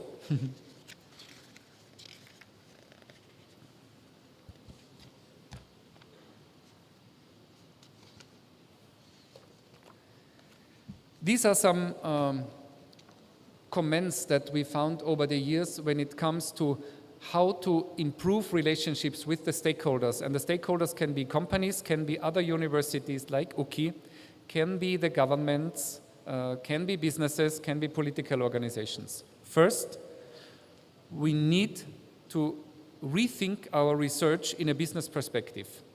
Businesses sometimes do not understand the fundamental research results which are great that we are producing. They need to have a little bridge, a little translation. What is in it for me? What does that mean for me? And we have to help them. They sometimes do not understand the great amount of wisdom that we are producing. So we need to be translators to the business, more simple approaches and attitudes. We have to balance mainstream themes like digitalization, but we should not only focus on those. If we only focus on mainstream things, we might forget uncharted territory. We might forget the issues that are important for tomorrow and for the day after tomorrow. So we have to balance. We have to escape the silos. We have to encourage our researchers to work together. Innovation is something that sometimes happens by chance, that cannot be planned. That happens if a person who has no clue about what you are doing is asking a silly question. And if this person is asking a silly question and you have not a clever answer, you start to think. And then, after a while, you have a clever answer to this seemingly silly, but at the end, very clever question. And that's innovation. That's how it is happening. We should align with the government programs and initiatives, and this is what we are enormously doing. So all our research is aligned with what is the government giving us as big lines. Well, we are autonomous. If we don't like to do, we don't. But if we agree, we do. We need to involve our stakeholders, and I will show you in the next slide why this is very important. And lastly, what you are doing is great. We are not so good in that. Celebrating successes. Celebrating if something goes good, goes well. There is a saying of a German soccer trainer many years ago, which is the sentence that I hate most in my life. He once said, after the game is before the game. That's not true. That's very bad. If after the game is before the game, we have no time to recreate, to get in harmony, and we have no time to celebrate. So we say after the game is celebration, relaxing, and then is next game. Very important for us. Next slide, and then I'm coming to an end. What you see here is the typical innovation cycle. Yeah? It starts from knowledge acquisition, goes through several phases, and ends with a final product. Two problems are included here. When to involve our stakeholders, when to involve our businesses, when to involve our governments. If we involve them very early, the likelihood that they change the outcome is very high. So at early stages, we should involve those people who are experts in their fields. We should find those that have a knowledge. And then comes a phase which is the prototype building phase. This is a lovely phase for politicians because they see then in the factory that something is happening, the first piece is dropping out of the line. Here, we invite those people who need recognition. Because if those are satisfied, we get again the power and they trust in us. So we are very careful in when to inviting our stakeholders in our innovation processes. We take care of that. Next, please. I'm coming to an end. Concluding thoughts. My university goes for relevance, rigor, and relationships as the main drivers of innovation and engineering. We believe that all the benefits that we create have to be explainable and have to be visible. If we have a success, we celebrate it.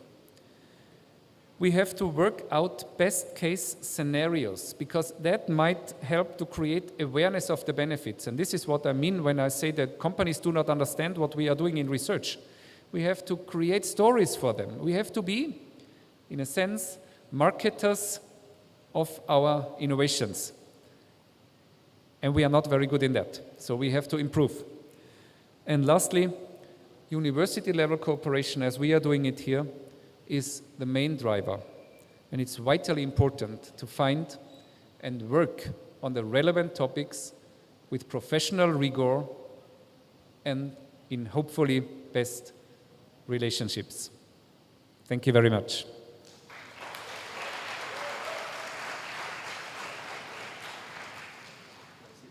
Yes, please.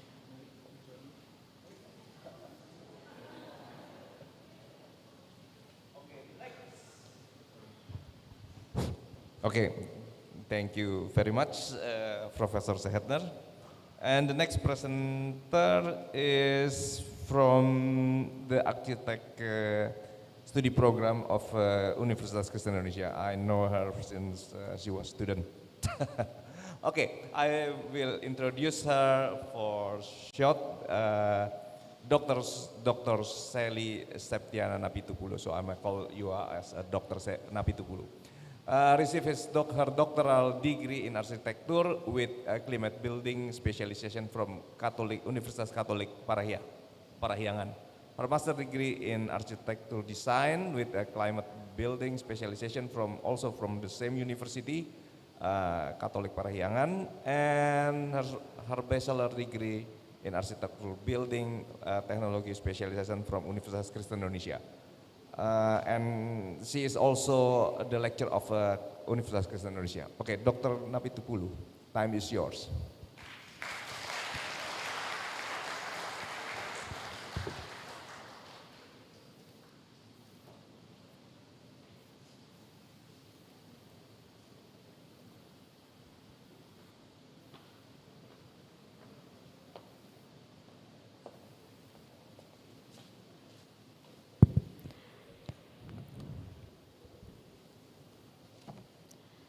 Hello, good morning everyone.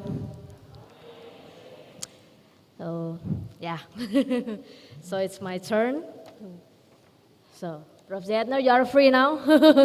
It's time for me to nervous.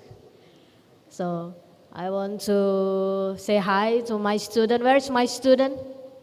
So, okay, hi guys. Thank you for coming. So, can you show my slide, please?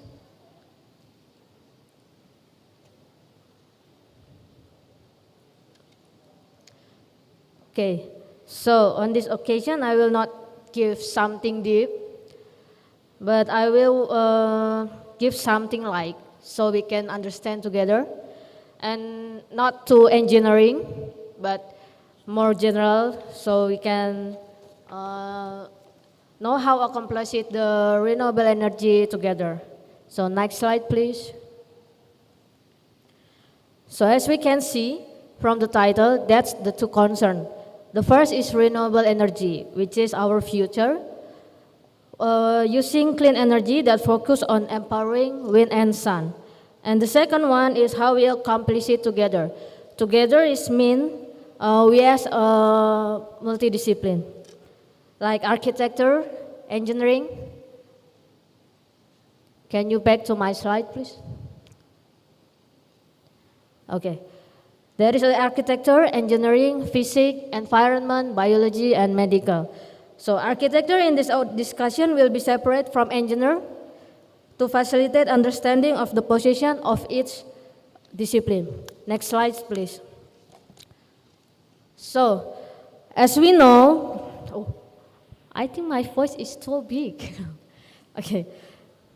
As we know, the main problem that we can feel together is climate change.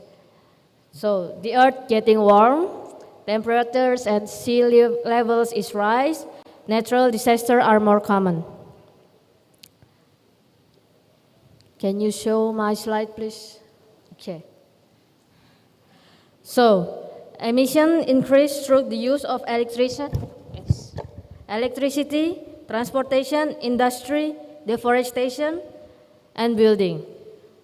And the temperature until now increased to 1.5 degrees Celsius. Okay.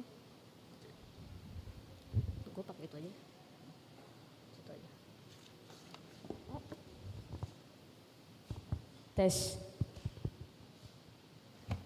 Okay. So if the temperature increase to 4 degrees, animals and plants will become extinct due to being unable to survive the hot temperature. Next slide, please. So data speaks that human influence has the greatest influence on the climate change in the form of well-mixed greenhouse gases, which increase carbon dioxide levels.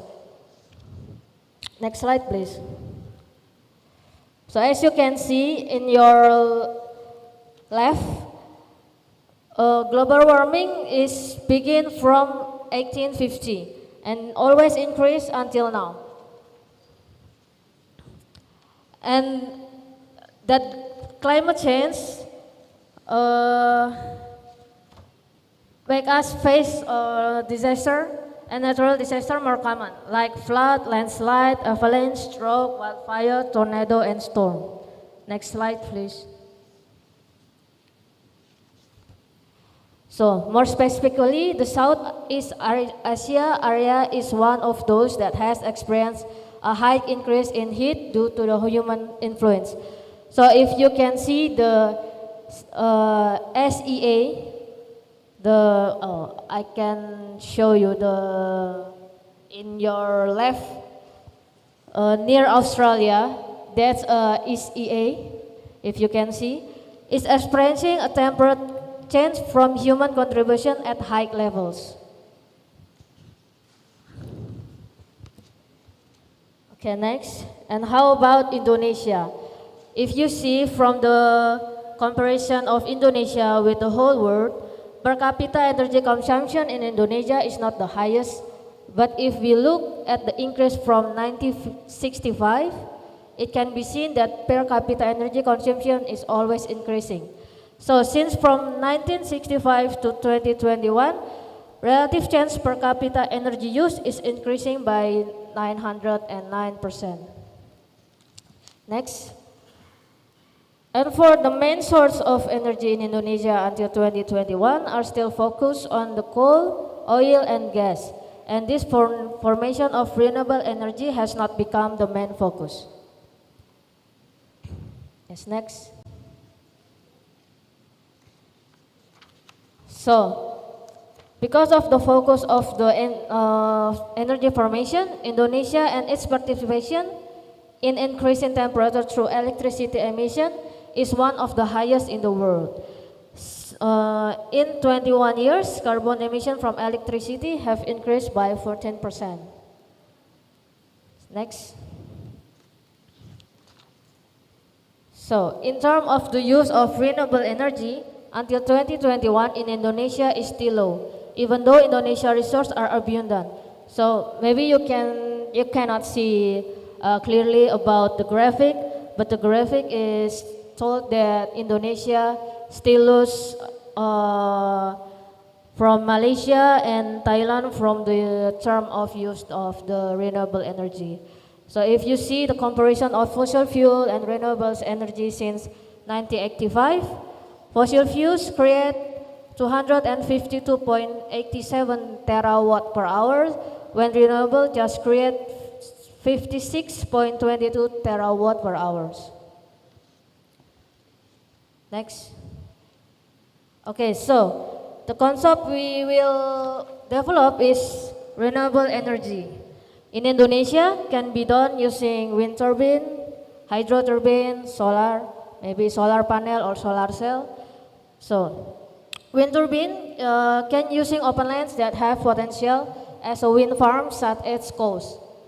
Hydro turbine using large rivers that have the potential as hydroelectric power such as Kayan and Mamberamo River.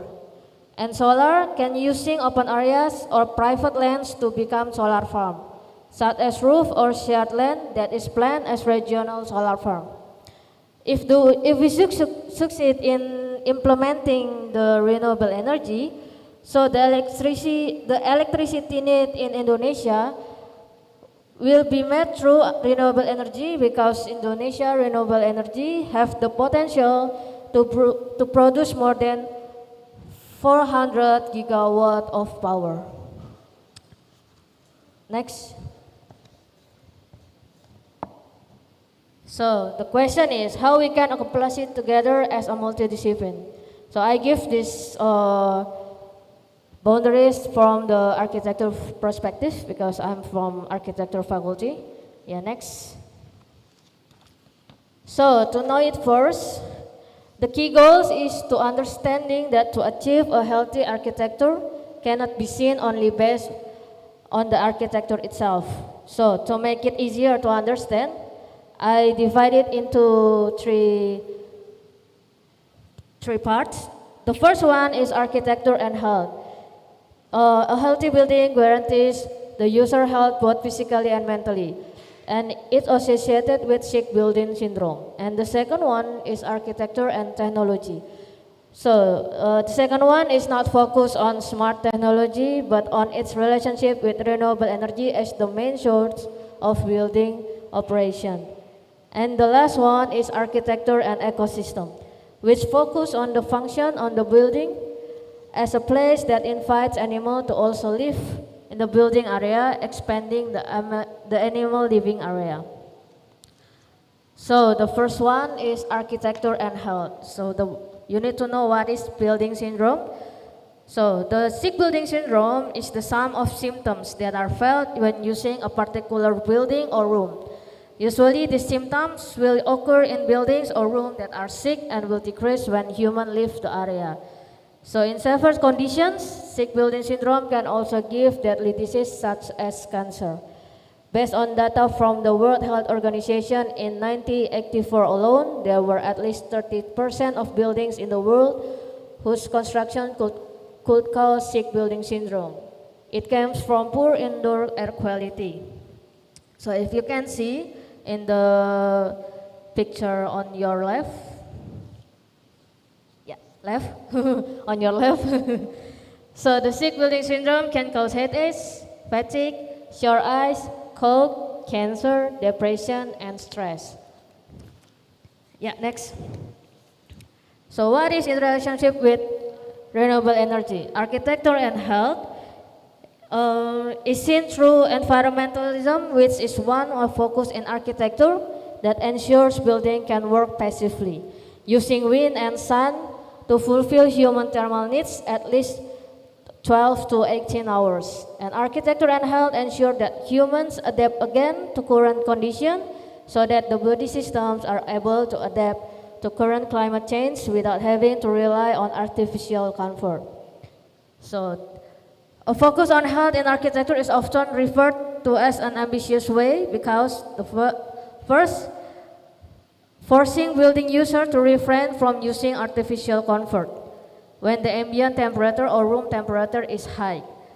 And the second one is forcing building users to adapt their activities and what they use, such as clothing, to the environmental condition in which they are located. And forcing building users to change their mindset to improve environmental conditions with a minor movement that comes from themselves. So, which disciplines that can contribute to this field? Discipline that contribute to this field is several scientific disciplines that are corporate in environmental medicine, which is medic, chemistry, and physics. Collaboration between architecture and medic can study about the equilibrium performance of building condition, the increase and decrease in hormone quality, and the effect of radiation on the body. Whereas architecture and chemistry can create a mood board regarding the ingredients of a building materials and its effects on the human body, but in the short or long term, and the maintenance of the building materials in accordance with the ingredients used. And architecture and physics can focus on human thermals, such as temperature, wind speed, humidity, noise, and light. Next. Next. Okay. The second one is architecture and technology. Still, architecture and technology still associated with the field of architecture and health, using renewable energy as the main source of electricity in buildings, which is solar panel, wind turbine, and hydro turbine. It is not related to smart technology, which is currently viral, but rather to the placement of technology in a building and region. Next.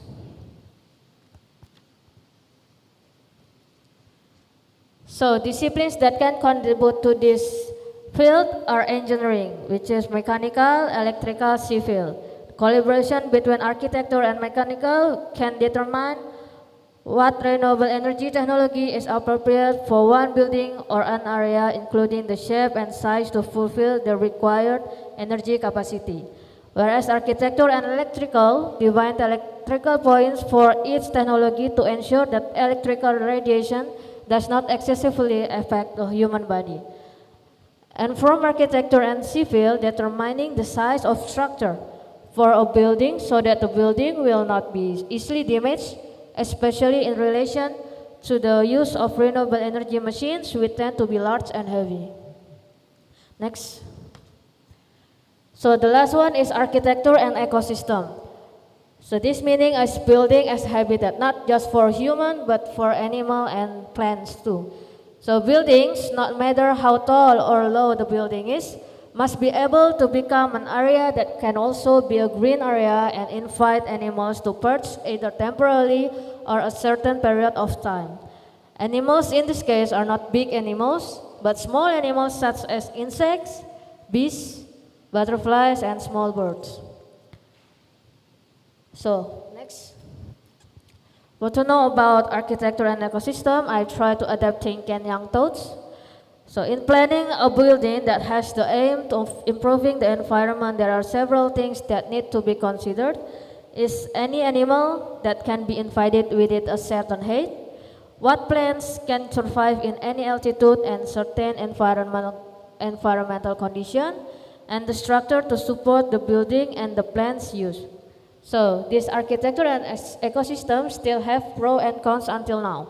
The pro is body thermal comfort is easier to achieve, mental health is easier to maintain, the space use is fresher both visually and physically, and the use of electricity can be reduced. But the cons is not all building users like animals, especially insects. And construction costs tends to be large, and maintenance costs tend to be large. Next. So, discipline that can contribute to this field is applied science and engineering, with, more specifically is environment, biology, and civil. Collaboration between architecture and environment is about understanding of the environment in detail and its relation as initial data of a building design that focus on environmental condition and location characteristic. Whereas architecture and biology, knowing the types of plants and animals that will be in the building area and how to handle these two living things so it will not disturb the comfort of building user. And for architecture and civil, determining the size of the structure of the building so that the building is not easily damaged, especially related to the importance of planting area of a medium or large plant. So next. So the conclusion is an architectural approach that originates from a concern for the environment does not rule out the possibility of a deepening of architecture through interdisciplinary collaboration. Together with environmental medicine, architecture can be deepened through a focus on health, especially in relation to the equilibrium system and the thermal comfort for a building plan, such as the placement of walls, doors, windows, grids, building columns, building orientation, etc. And together with engineering, architecture can be deepened through the influence of technology on the planning of a building, starting from the placement of space, the comfort of activities, to the strength of the building structure.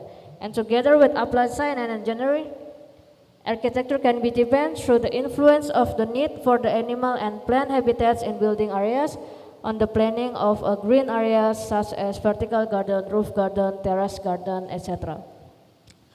So the closing statement is, what we are facing is not easy, but it is not impossible for us to fix it together. Thank you.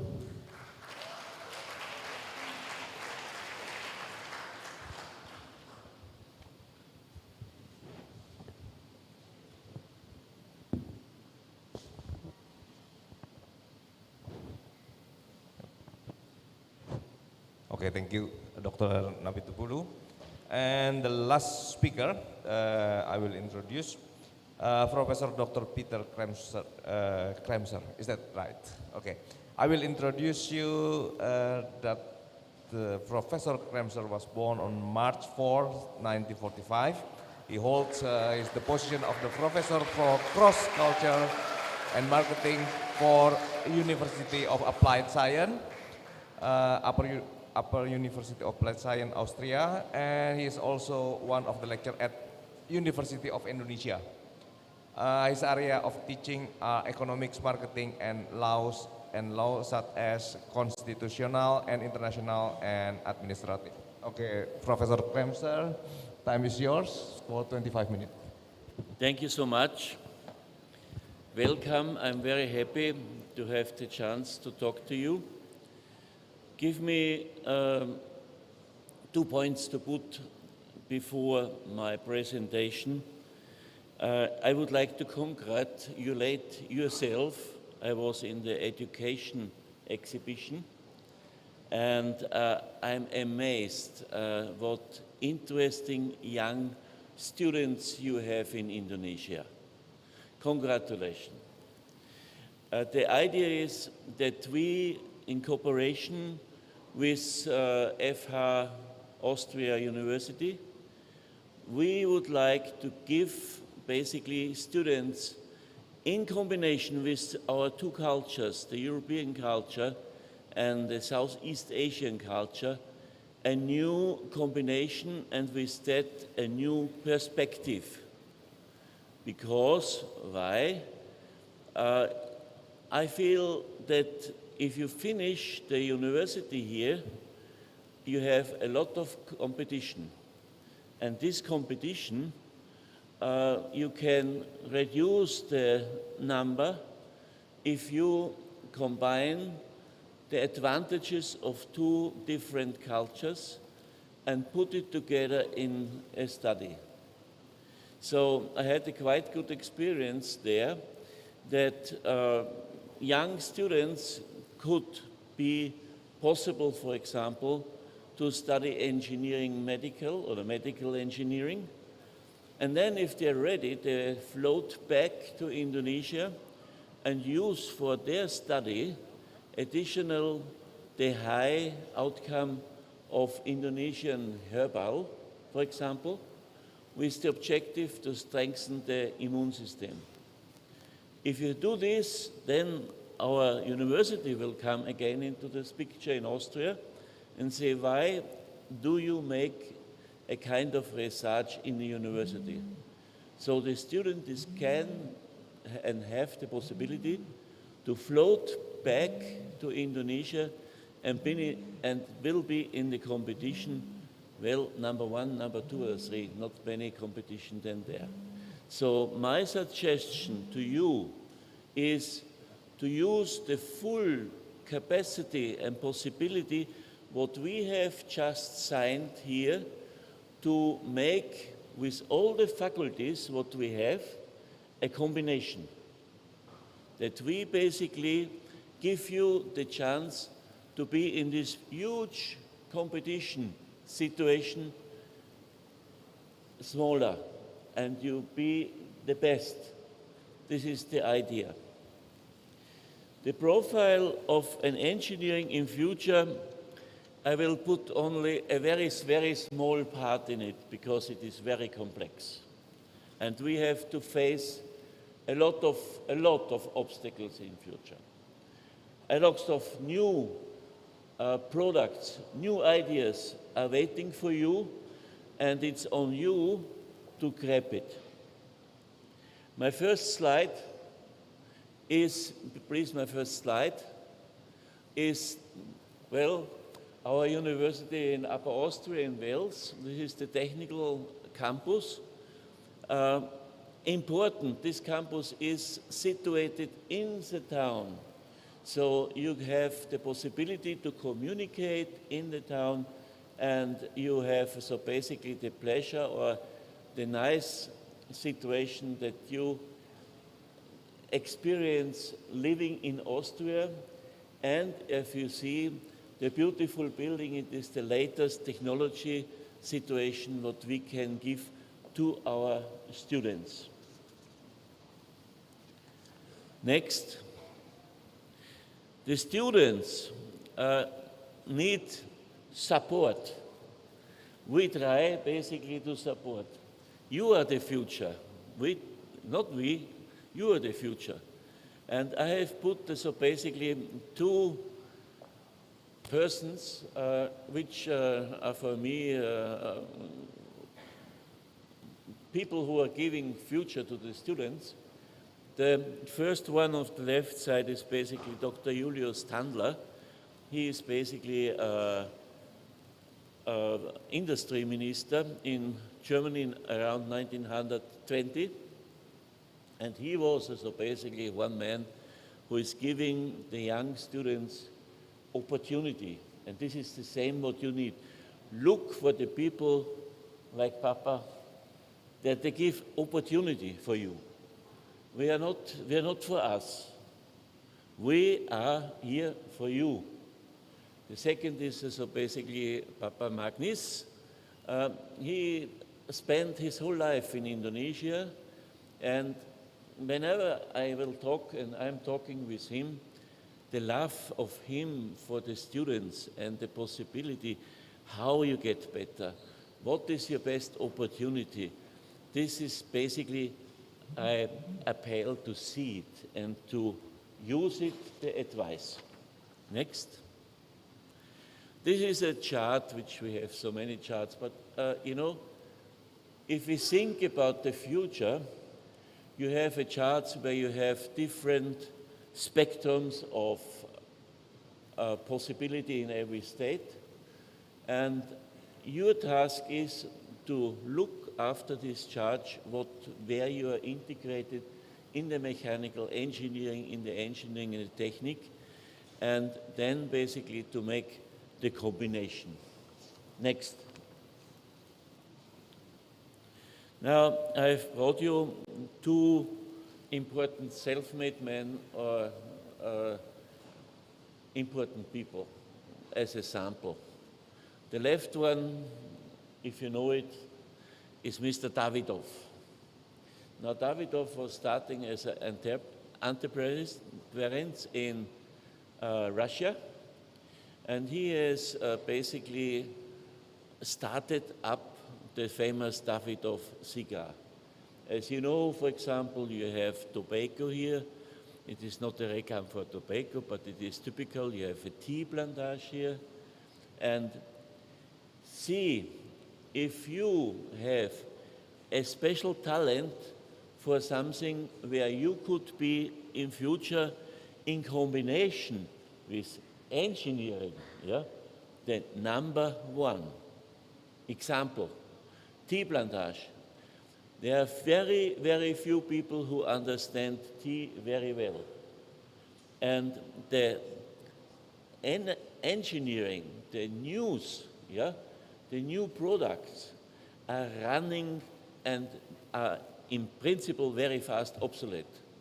Because what you have in engineering is two items. Number one, it must function, and number two, it must be economic right. So our engineers, we are very close, so basically I was in a big company. We built a beautiful line for the post office, but the line was so heavy and it was so expensive that it was not feasible. So important is the way for your success is to find, number one, your talent. And then combine it with that, what you have learned in the engineering, and combine it basically, these two cultures, what we have just signed now, and then I can say you will have success and you will be one of the best. On the right side is Amadeus Mozart, maybe you have heard it. This is also something what I would like to stress out for you.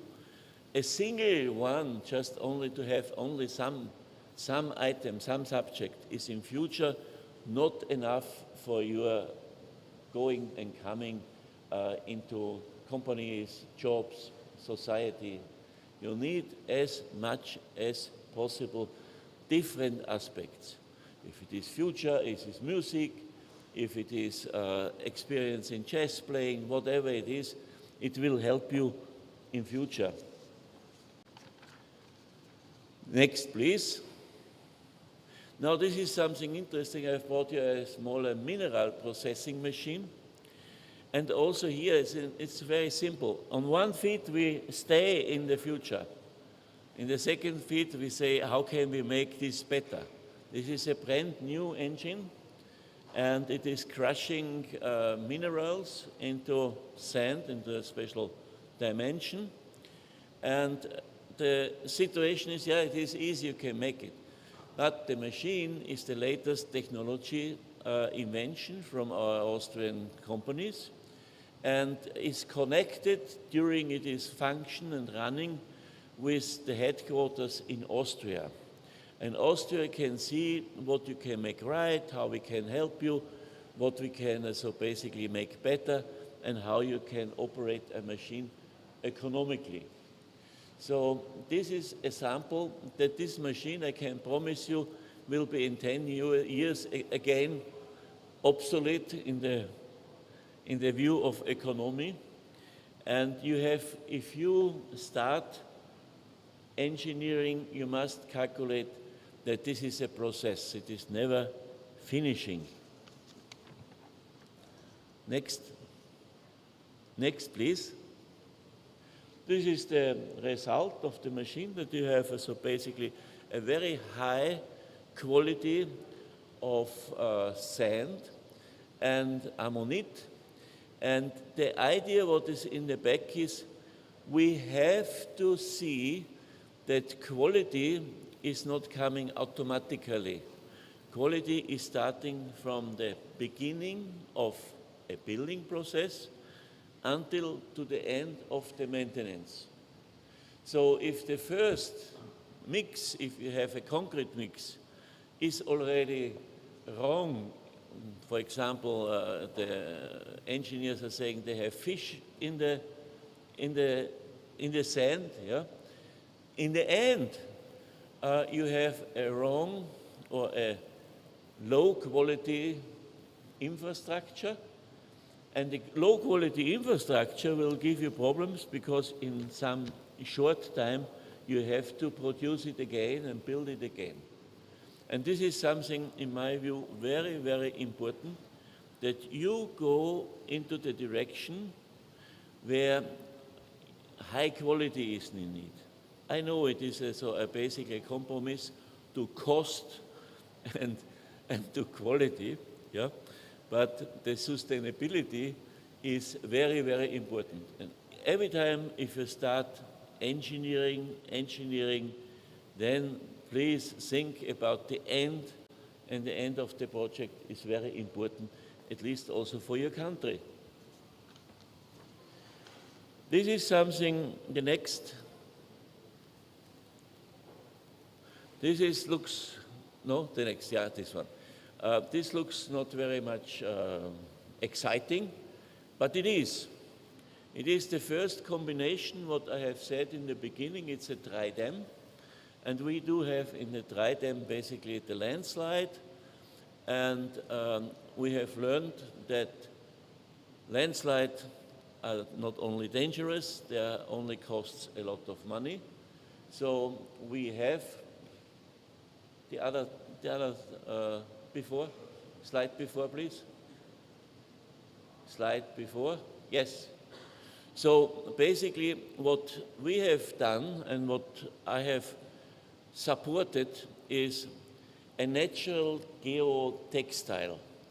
That means, how do we do natural geotextile? We try to use bamboos and put bamboos as an option for natural geotextile. We are working now in combination with the experience of Indonesia for the bamboo, with the worldwide one of the best geotechnicians in California, with ITB Bandung, and of course, number one, I should say it, but I'm a little bit, low profile, with Mrs. Sophia Messerschmidt. She is one of the best dam geological specialists in Austria and I think in Europe. So just now, tomorrow, we formed this team, and the outcome of the team is the probability of Indonesian bamboo for landsliding in Indonesia. And if this team is coming to the study to the conclusion, yes, this makes sense, and the professor in California says, yes, this is a very good idea, I never have seen it, I would like to have it also in California, then Indonesia can export this idea in the form of a new geotextile natural sustainability. Indonesia is sending the bamboo nursery, the bamboo plants. They send it already to Tanzania, Africa, and other countries. And so Indonesia has, for Indonesia, a high value and can export also this idea around the world. And this is what we wanted, what we have signed, a combination between these two cultures and these two possibilities of our university, UKI and FH Austria. Before I end, I must say, very important is the intercourse and interpersonal skills.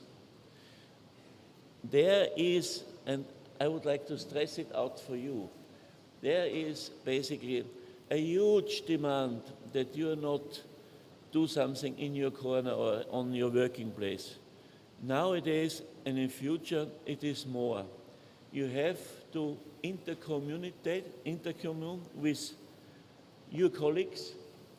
You must know what your colleagues prefers. You must reduce sometimes tensions, and you have to basically only success if you can manage this. And this is not every time easy. This is from the security until to the final project, the timing, etc., is in your hands, and it is a very, very important part what you can already do during your studying. Make your gangs, make your interest groups, and if you have this, then you will be more successful. Next, please. No? No? There's one missing. Okay, I tell it to you by verb. It is not now, my sample, what I tell you, sounds fun. Around 1870, the cities in the world were all nervous and say, according to our statistic, according to our information, we will have in 20 years so many horses and carriages in the city that the mania will be 1 meter high. So we cannot use our cities anymore. We do not have the possibility to enjoy our cities. So the pollution we have still now. So it is still for you a task every time to think how you can make the pollution better. But nobody was thinking at that time, and this is the interesting part for you, that the automobile is coming, because before that they had the coaches, and the coaches you think is absolutely necessary, and nobody is thinking 1700 or 1870 about that there will be an automobile. So be ready, and it is more obsolete than ever that you have to think new products, new possibilities are waiting for you, and it's your time to wake them up and bring them into the society. Last.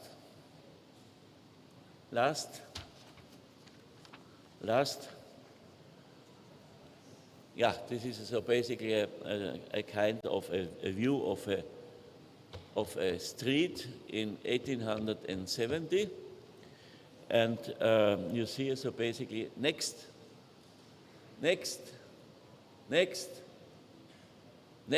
So, and then I would like to give you a small joke on the way. My chuchu was also living in Indonesia, and in the primary school, the teacher is asking, "Do you speak a second language?"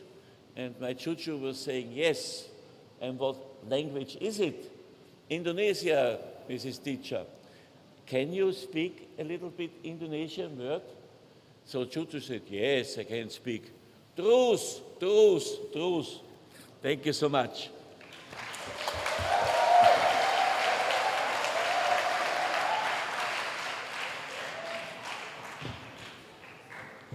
Professor Kramer, you may sit here. Okay, thank you very much, Professor Kremser.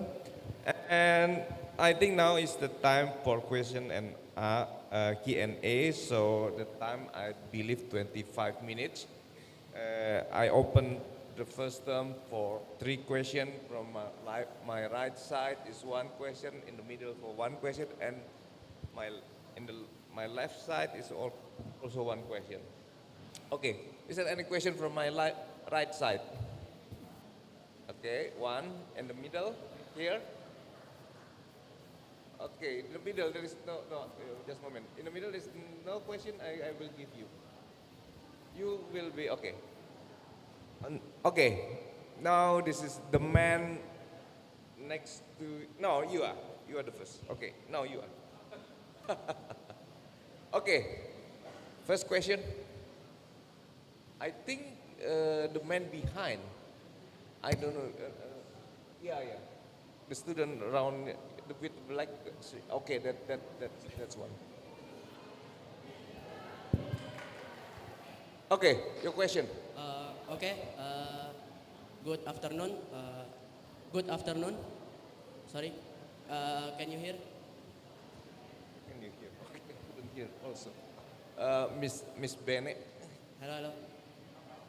Oh yeah, maybe you can come out here. Okay, question is. Come out.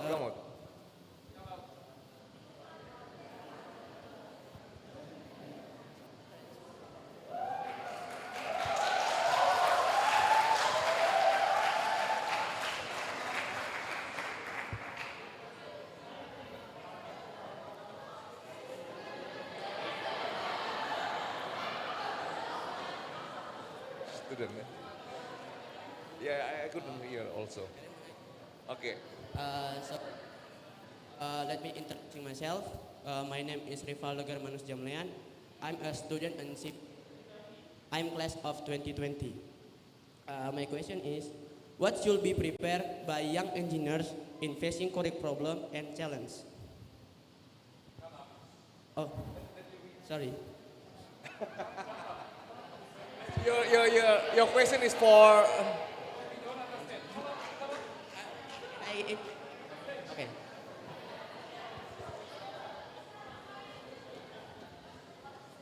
To whom do you want to ask a question? What? To whom is the question directed? To her? 2, 3. To all 3? teachers. Okay, let me show. Okay, this is my question. All of you. What should be prepared by young engineers in facing current problems and challenges? That's your question? Yes, one. Okay, I tried. Yeah? Okay. So the question is going to all 3 of us, yeah?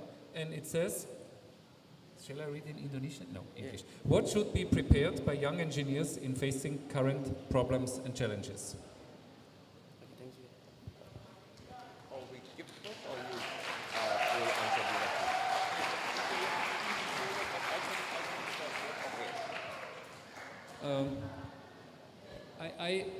I have a very simple answer on that, but at the same time it's very complicated to achieve.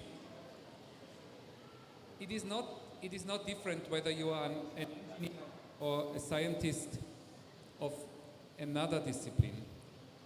I say it's 4 letters that you have to keep in mind. K, S, A, O. K stands for knowledge. That's what you get here. Skills, S. Skills is the application of knowledge through repetition and exercise. A is your abilities, and we cannot teach you the abilities, you have to bring them.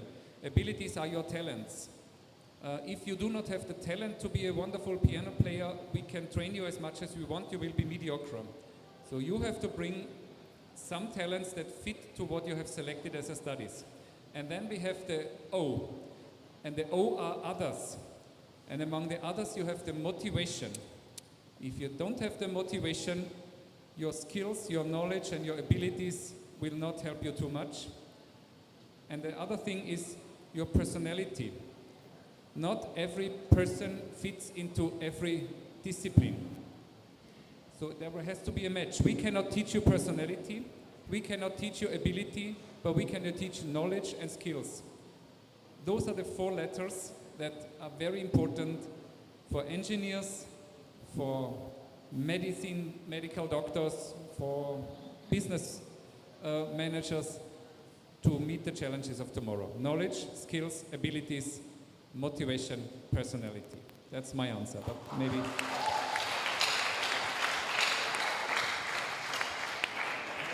I would add here something which is, in my view, very important. Be patient. Yeah? Because if you are final from the university, the praxis is starting. The praxis is starting. So please be patient and have the spirit. And then nothing goes wrong. Okay? Yeah? Okay, the next, that ladies first. Yeah, ma'am. Okay, yeah. You want to come or you want to? Okay.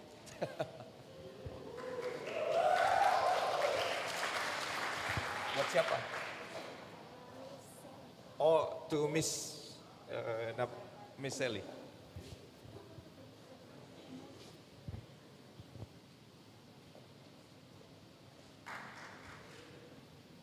Good afternoon, everyone. My name is Prestasi Aswinda Zewua. I am from Civil Engineering Program Study. I want to ask about how to minimize the impact of challenges of natural disaster, global climate changes, and other issues.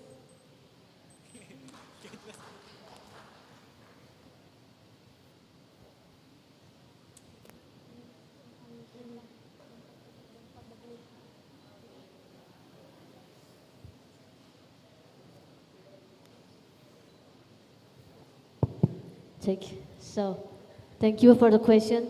Can I answer this as use bahasa, so my student can understand?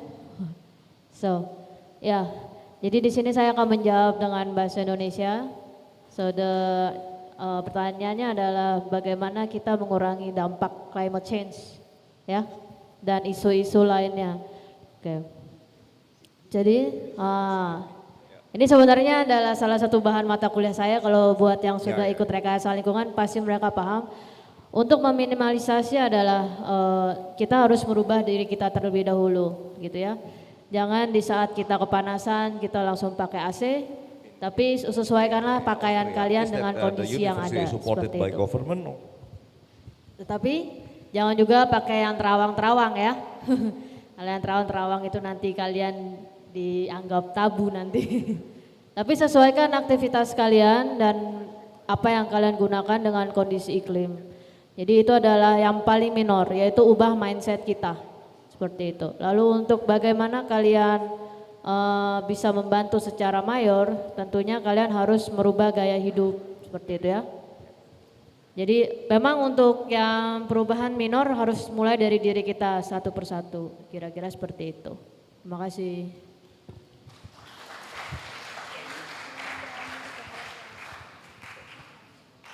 Okay, I think the last one on my left side. Yes, you are.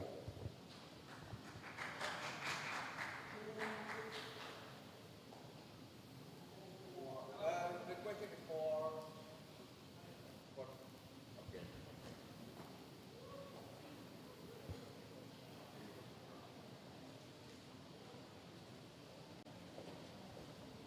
Okay. Good afternoon, everyone. Let me introduce myself. My name is David. I'm from engineering department, majoring electrical engineering. So first of all, I want to thanks to three of speakers, Prof. Andreas, Prof. Peter, Dr. Saling. The presentation is good. I got some insight, but I have something to ask, especially for you, sir, because my question is relevant with your topic. So my question is, what are the ethical considerations that engineers need to address when developing innovative technologies?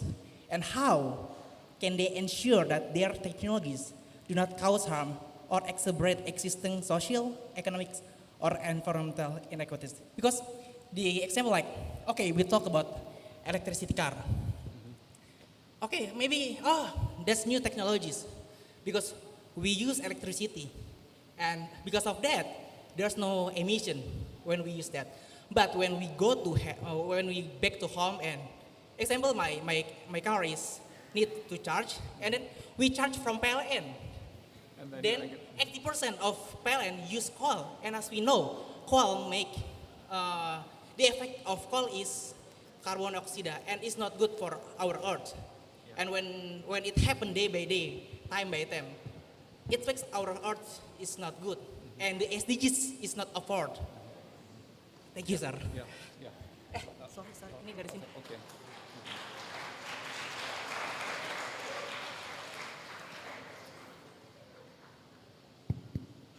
So, thank you very much for this question. This is and our relevant question. And it is, I'm not in the position to find an answer to this question that solves all the issues that gentleman has mentioned. We researchers can only try to do our best. We have to understand that there is always a trade-off between what we are doing good and what maybe might harm others. This has to do with some principles of physics, that energy actually, just to raise one example, cannot be produced but just transformed. So we do not have, and especially I personally do not have an answer. I can just tell you how we are performing this. You can find on our website our ethical code of conduct for researchers. It is very comprehensive and it includes about 20 pages. Now it's working. Where we try to describe what can a researcher do to at least do his or her best to avoid harmful consequences. We follow this code of conduct, but we fully understand that we do not solve all the possible problems. But there is maybe one thing, your own bright mind, your own consideration, your own judgment, when working on something, taking a break, sitting down and thinking what could be positive and also harmful consequences on your individual level.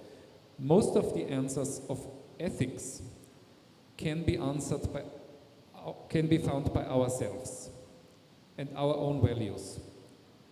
So think, if I'm doing something, what might it harm, and am I ready am ready to accept. There is just one last statement. There is the so-called Blanchard-Peel framework of ethics. I don't know who knows that. The Blanchard-Peel framework of ethics asks 3 very simple questions. Is what I'm doing legal? Question number 1, is it legal? And that can be easily identified. Just read the law. Second, is it fair? Do I perceive what I am doing as to be fair? Is it fair to some and unfair to others? You consider maybe I don't do it.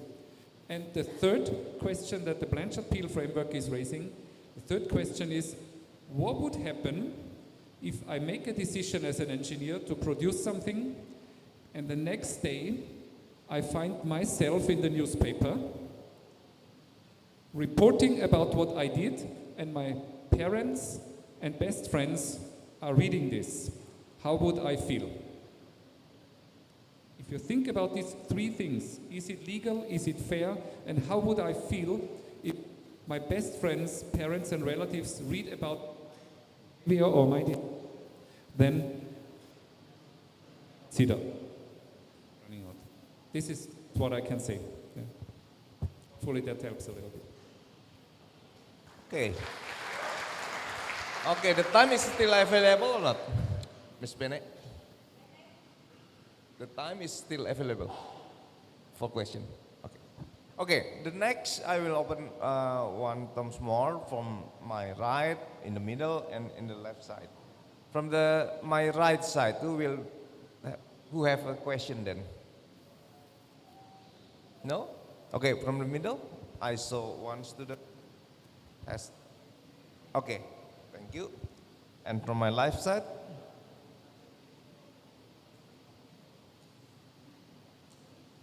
No question?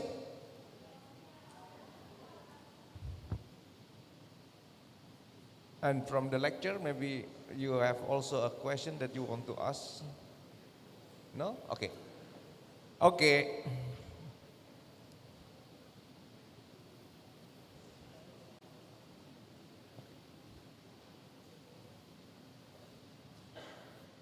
Your question goes to which one? Mau nanya ke To you, Miss Sally. Okay, good afternoon, everyone. First of all, I want to say thank you for your presentations. I really love the materials you guys gave. So first of all, let me introduce myself. My name is Sartika Yolanda Napitupulu, and I am from the Architecture Department's batch of 2021. So about my question, wait, let me breathe. Okay, so about my question, I want to ask regarding the more vague aspects of comfort, such as the ideal temperature for comfort, which from what I've read, is actually different from everyone, such as someone might find a room too hot and someone might find the same room too cold. So my question is, as an architect, how do we find the middle ground in this aspect without much use of electrical resources in order to help preserve energy as architects, especially in public spaces? And second, how can we as architects help in changing the mindset of others in the importance of energy preservation? That's all I want to ask. Thank you so much.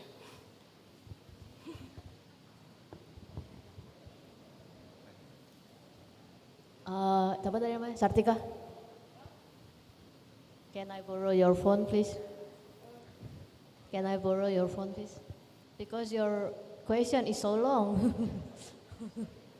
Okay, so you can back. I will bring back to you now. So, regarding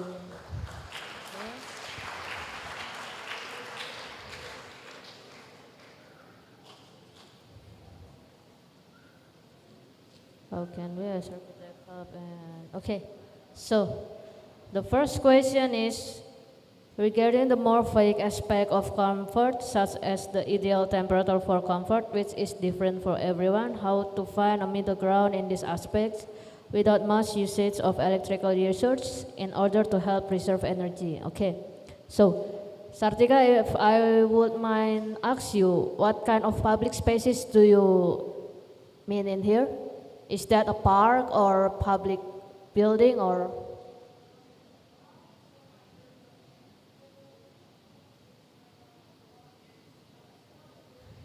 Can you give her a mic, please?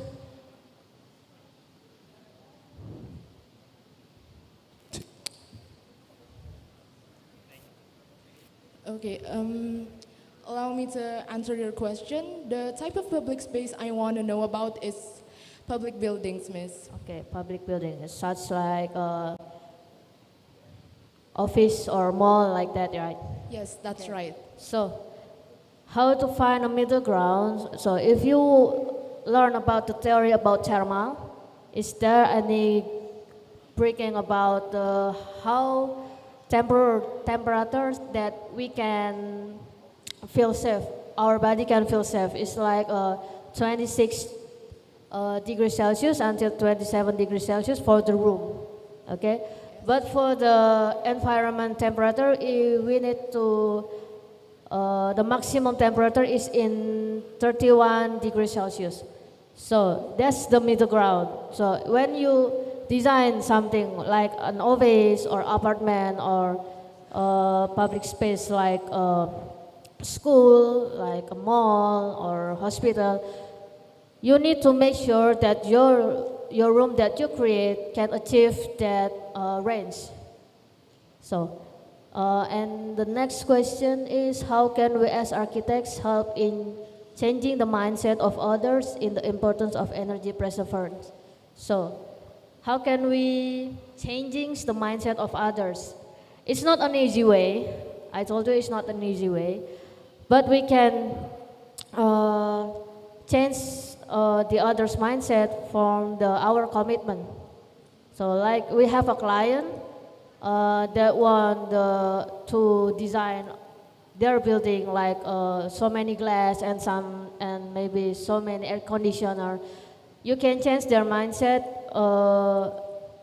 with your knowledge about how bad our environment right now, right there. Maybe by show your commitment to have a better environment, is maybe someday we can change other mindset. Okay, thank you. Yes, thank you.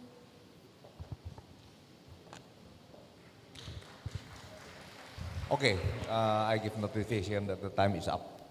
Okay, I think I will close this this event and I will give you back to Ms. Bennett. Yeah, time is up.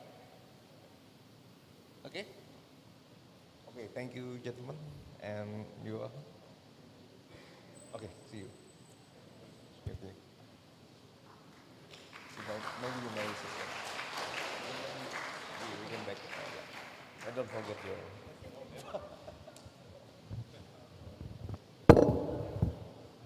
All right, thank you very much for the moderator and speakers for our today's public lecture. Once again, everyone, let us give a big round of applause for the speakers and moderator of today's public lecture.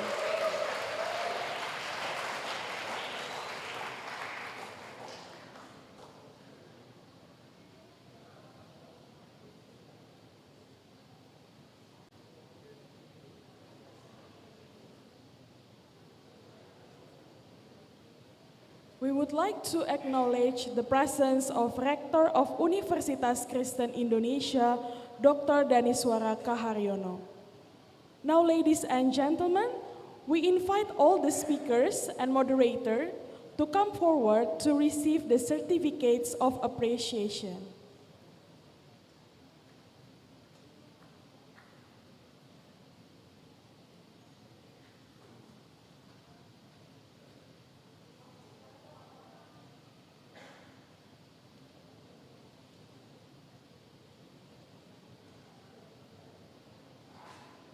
First, we would like to invite Rector of Universitas Kristen Indonesia, Dr. Daniswara Kaharyono, to give certificate of appreciation to Professor Andreas Zahetner.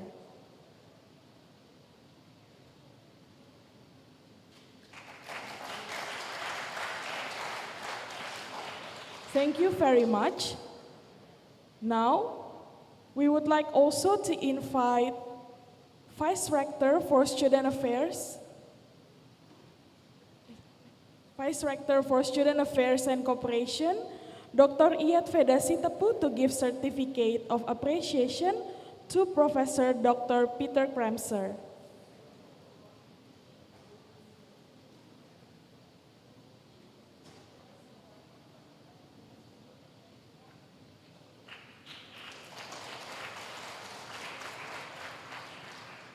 Now, we invite the Dean of Faculty of Engineering, Universitas Kristen Indonesia, Diki Antonius STMSC, to give certificate of appreciation to Dr. Sali Septania.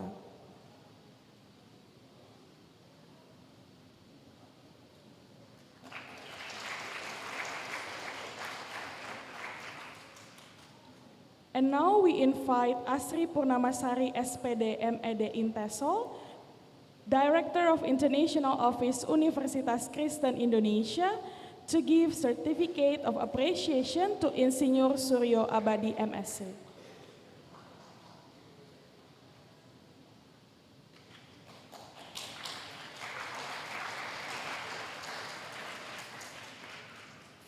Now, ladies and gentlemen, thank you very much for this opportunity. Again, we invite Dr. Daniswara Kaharyono as Rector of Universitas Kristen Indonesia, along with Mr. Diki Antonius as the Dean of Faculty of Engineering Universitas Kristen Indonesia, to give the official souvenir to Professor Andreas Zahetner and Professor Peter Kremser.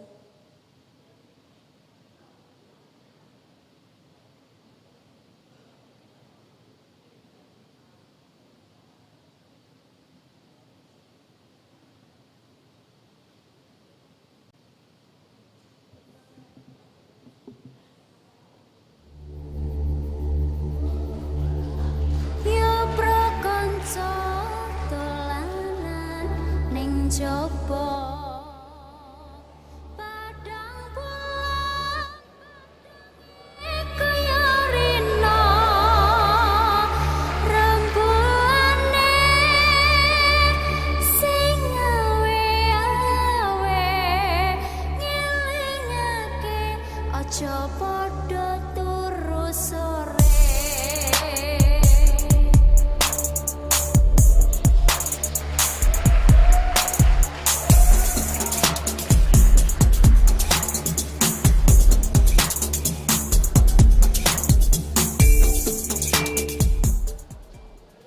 To the Vice Rector for Student Affairs and Cooperation, Dr. Iyad, please come forward to the stage, along with the Vice Dean and also the Head of Study Programs of Faculty of Engineering.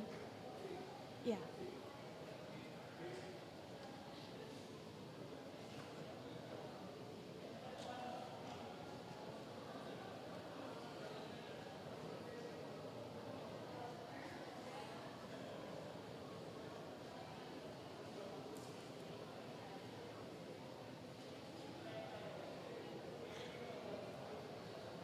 All right, everyone, please take a look at the official camera in 3, 2, 1.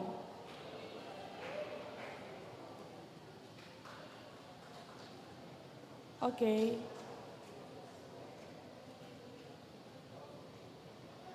Again, 3, 2, 1.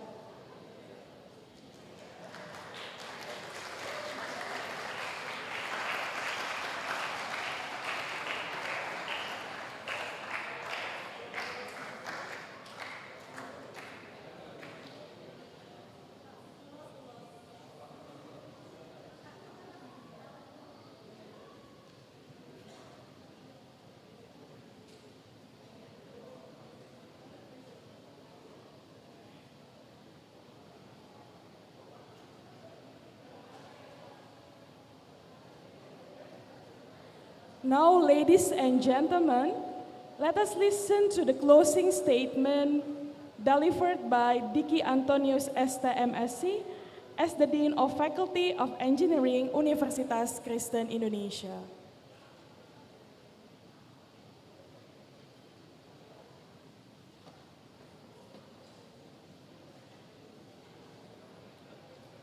Check. Good afternoon, everyone.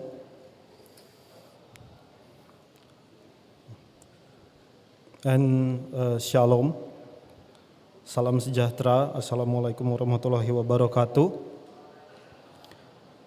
Firstly, I would like to thank you again to our main speakers, Professor Dr. Andreas Zettner and Professor Dr. Peter Kremser from Applied Science Upper University, Austria, and our speakers from our faculty, Dr. Sali Napitupulu STMT, and our moderators, Insinyur Suryo Arbadi MSc from the Mechanical Program Studi Faculty of Engineering Universitas Kristen Indonesia.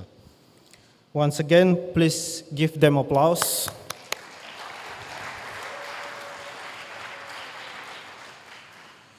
Next, I would like to thank you to the support of our head of study program, electrical, mechanical, architecture, and civil engineering.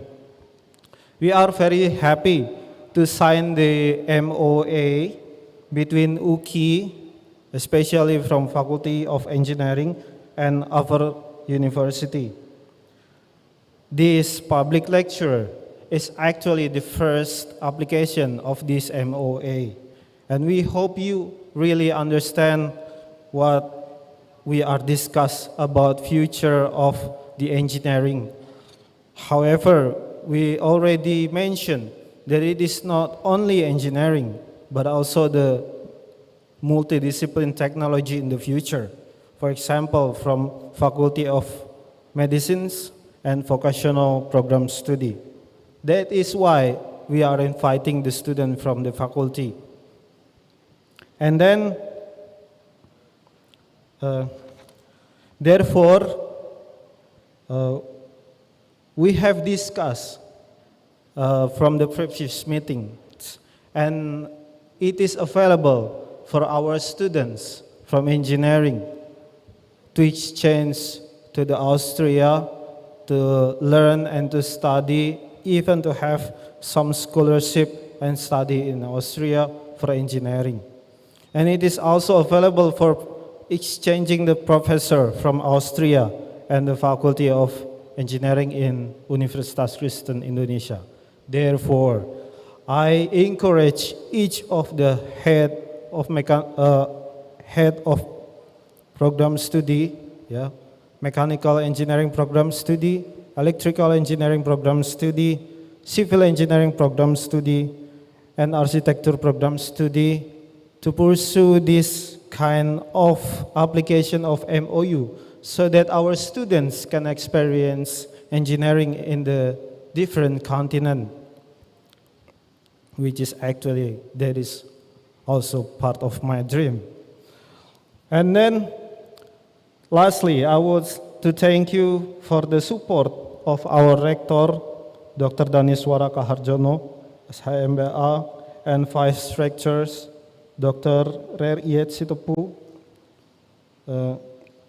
We are very happy to make this as our first step to cooperate with Upper University. Once again, I am personally very happy to make this cooperation with Upper University. Thank you very much.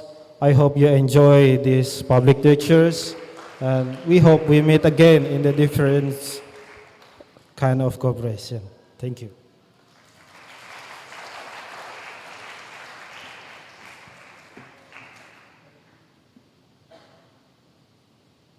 Ladies and gentlemen, before we end our event, let us express our gratitude to God by having a closing prayer.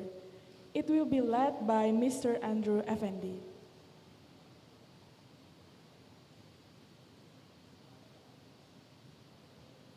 All right, ladies and gentlemen, before we end our activity, let's pray together. Our Father in heaven, we are really grateful for all your blessings and guidance for us today, so we can carry out our activity well prepared for today. Lord, we will soon end our activity. May you always bless each and every one of us that have gathered in here. Thank you, Lord Jesus. Only in the name of Jesus Christ we pray. Amen.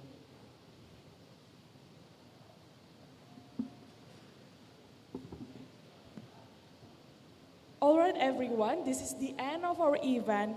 We thank you for your participation in joining public lecture, Engineering for Innovation, Issues, Challenges, and Opportunities. See you next time.